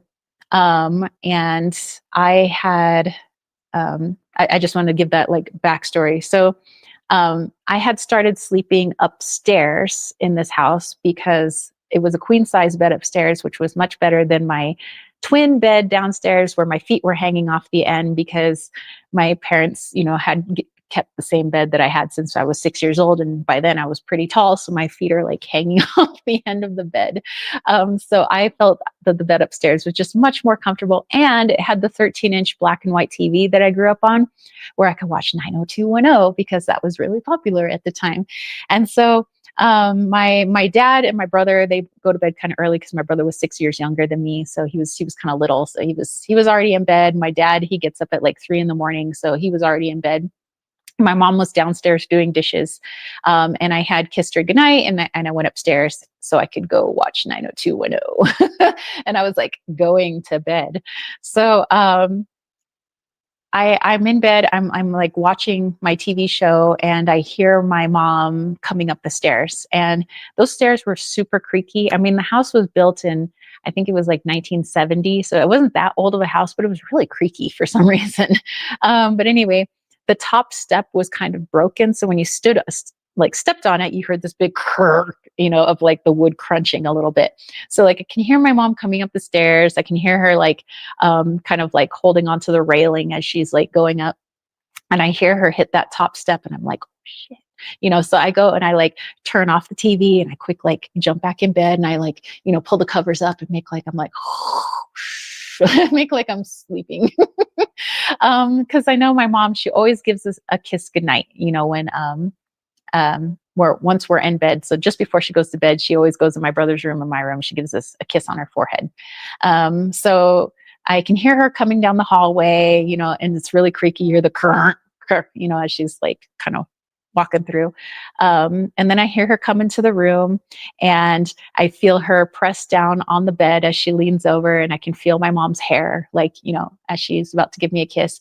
And I think I'm going to scare my mom. So like I pull the covers and I was like, boo. And my mom wasn't there. There was nobody there. And I was like, oh my gosh. And so like I threw the covers over my head and I like just laid there with my eyes open, like under the covers. And I was like, oh my gosh, oh my gosh, oh my gosh. And I was like, please go away, whatever you are, please go away, please go away. I was like, Jesus, please take it away, take it away. And so like the next morning, I tell my mom what happened. And my mom was like, I didn't tell her I was watching 90210, but I told her that I was just like hanging out in bed and I was sleeping when I thought that you came in to give me a kiss. And my mom was like, oh, that was just grandma. She says, because that when this was my parents' house, she says, that bedroom that you sleep in was my bedroom, when we were growing up. And she says, because I was the oldest, so I got the biggest bedroom. And she was like, and before grandma would go to bed, she would come in and she would give us all a kiss on the head, which is why I do that to you and your brother. And I was like, well, tell grandma I don't need kisses on my head. Tell grandma to leave me alone. I was like, and my mom's like, I don't know why would you be scared of grandma? Grandma loves you. I was like, okay, yeah, cool. But grandma could love me by not touching me. That would be great. Just tell grandma not to kiss me. Grandma kind of freaks me out. But anyway, so yeah, that was my little story. I just remember I was never so freaked out in my whole life because I thought I was going to scare my mom. Turns out the tables were turned. It was my grandma who put the scare on me. So um, Very Happy Mondays is like crying over there. People are like laughing, like, what? So anyway, I mean, I have a plethora of stories, basically 44 years of like spirit stories. And plus the house that my brother and I grew up in, I don't know what it was about that house, but that house really creeped me and my brother out. I mean, that, and there was like a lot of energy that I don't think was so good in that house, but knowing what I know now, I feel like I wish I knew then what I knew now. Like I wouldn't have been scared. I would have probably just like cleansed the house. I probably would have put a barrier around the house and we wouldn't have had these problems, but I didn't know that as a kid. And so, But I think it was helpful. You know, I learned a lot about the spirit world in that house. I learned that there were good spirits. I learned that there were not so nice spirits. And I learned what some spirits were capable of and what they're incapable of in this world. So, hey, that was my training ground, you know, when I was younger. But yeah, I mean, all in all, there was lots of visitations from my grandma. My grandma was not creepy, by the way. It's just I was creeped out as like a 16-year-old. As I got older, I welcomed my grandma's visitations, and I think she's a wonderful person. But I think she's finally kind of like moved on, as it's very difficult to connect to her now. And so whatever she's doing, whatever dimension she's in, I know she's having a good old time. So very happy Monday says she's awesome. The more you know. Exactly. So anyway, let's go ahead and get into that channel guided meditation, y'all. Thank you guys for hanging out with me with these stories, with doing our little pyromancy, and for all those super chats and super stickers. I enjoyed doing those readings. Thank you. Okay, so on the theme of spirit and connecting, and based on our weekly reading, let's see what comes through for our meditation. So I'm going to bring this over here because this is way more fun to look at for a meditation.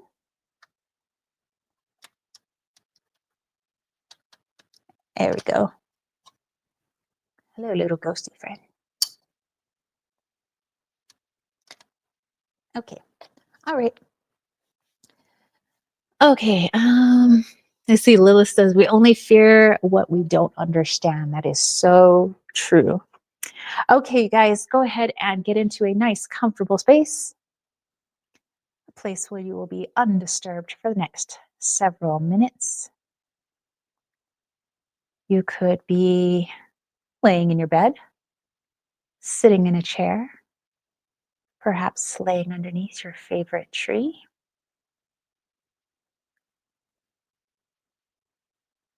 And let's go ahead and bring our awareness to our breath. Just really feeling into it, feeling that rise and fall of our chest. And where we feel the breath, does it feel deep? Does it feel shallow? Does it feel fast or slow? Not casting any judgment, we're just witnessing. Do you feel your breath more in the upper half of your body? Do you feel it in the lower half? If you feel that you need a little extra love in a particular part of your body, as you breathe in, breathe into that space. Maybe you need to breathe into your heart, breathe into your legs or your toes. Maybe you need to breathe into that spot between your eyes. And where might you feel a little heavy, a little tired? Well, when you breathe out from that area. Just release it, let it go. Maybe you feel it in your shoulders or your lower back. Maybe you feel it in your jaw or behind your eyes. We just release it. It will be transmuted for the best and highest good. So continue to breathe into the areas that need it. Breathe out from the areas that feel weary, feel tired and taxed. And as you continue breathing, I want you to visualize a black mirror. Now you could sense this mirror visually. Perhaps you just feel into it. Maybe you can touch into this black mirror. It can be as ornate, as colorful, or as simple as you would like in the frame that holds this mirror.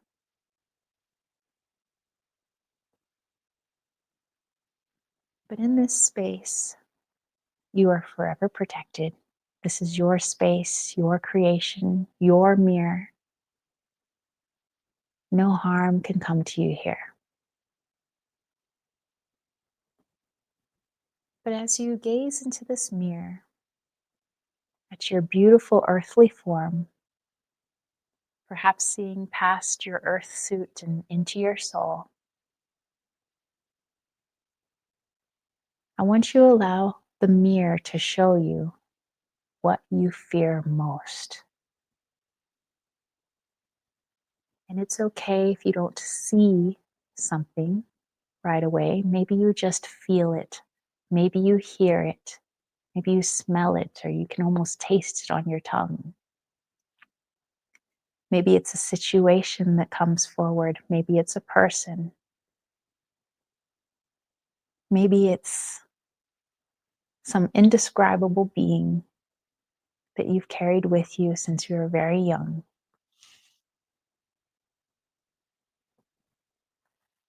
But remember that this mirror is but a container. This thing that you fear is just meant to show you something. It cannot escape the mirror. No harm can come to you here. You are safe. But as you sense this thing that you fear most, now ask the mirror to show you what light it can shed on that fear. Just like the candle flame that we saw earlier, just like the candle flame that you see now in this meditation. Allow it to illuminate that fear. Allow it to show you why you fear that person, why you fear that situation, why you fear that emotion or that change or that being. Where is that really coming from?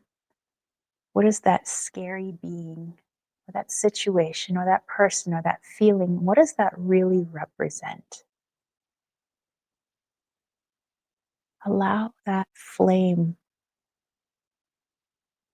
to cast away the darkness and show you clarity. You may need to do this exercise more than once, and that's okay.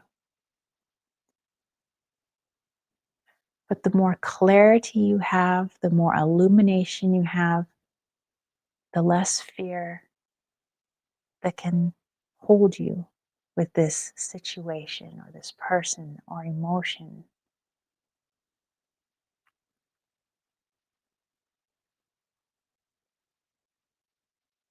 Allow the clarity to come forward. Perhaps it stems from something that happened in the past, something that you witnessed, something that you felt. Perhaps it happened in utero. Maybe it happened last year. But there is a catalyst. And once you find that catalyst, you now have something to work with. You have the power to see it. You have the power to utilize it, understand it, integrate it, heal it, whatever you need to do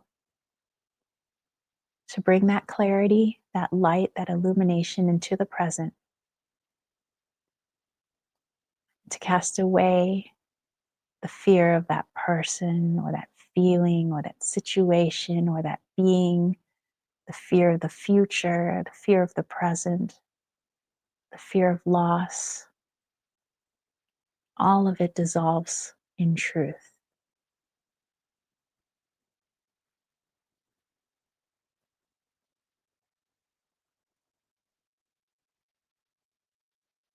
When you are ready, go ahead and cast light into the original image that you were shown, what you feared. And now we know that we've made that fear just a little less dark, a little bit more bright, a little bit more clear, and that we can come back as many times as we wish to continue in this healing process. Thank your mirror, which is really just an aspect of you, for showing you what you needed to see, what you needed to feel. And when you are ready, go ahead and bring your awareness back into your body.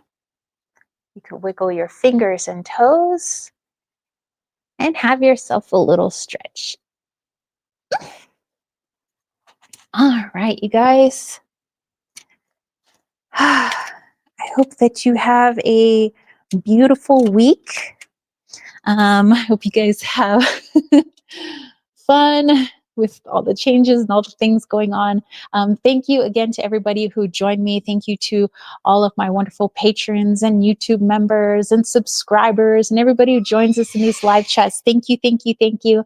I hope you have a wonderful evening, and I will catch you spiritual homies later. Peace, love, and chicken grease. Peace out. Bye, guys.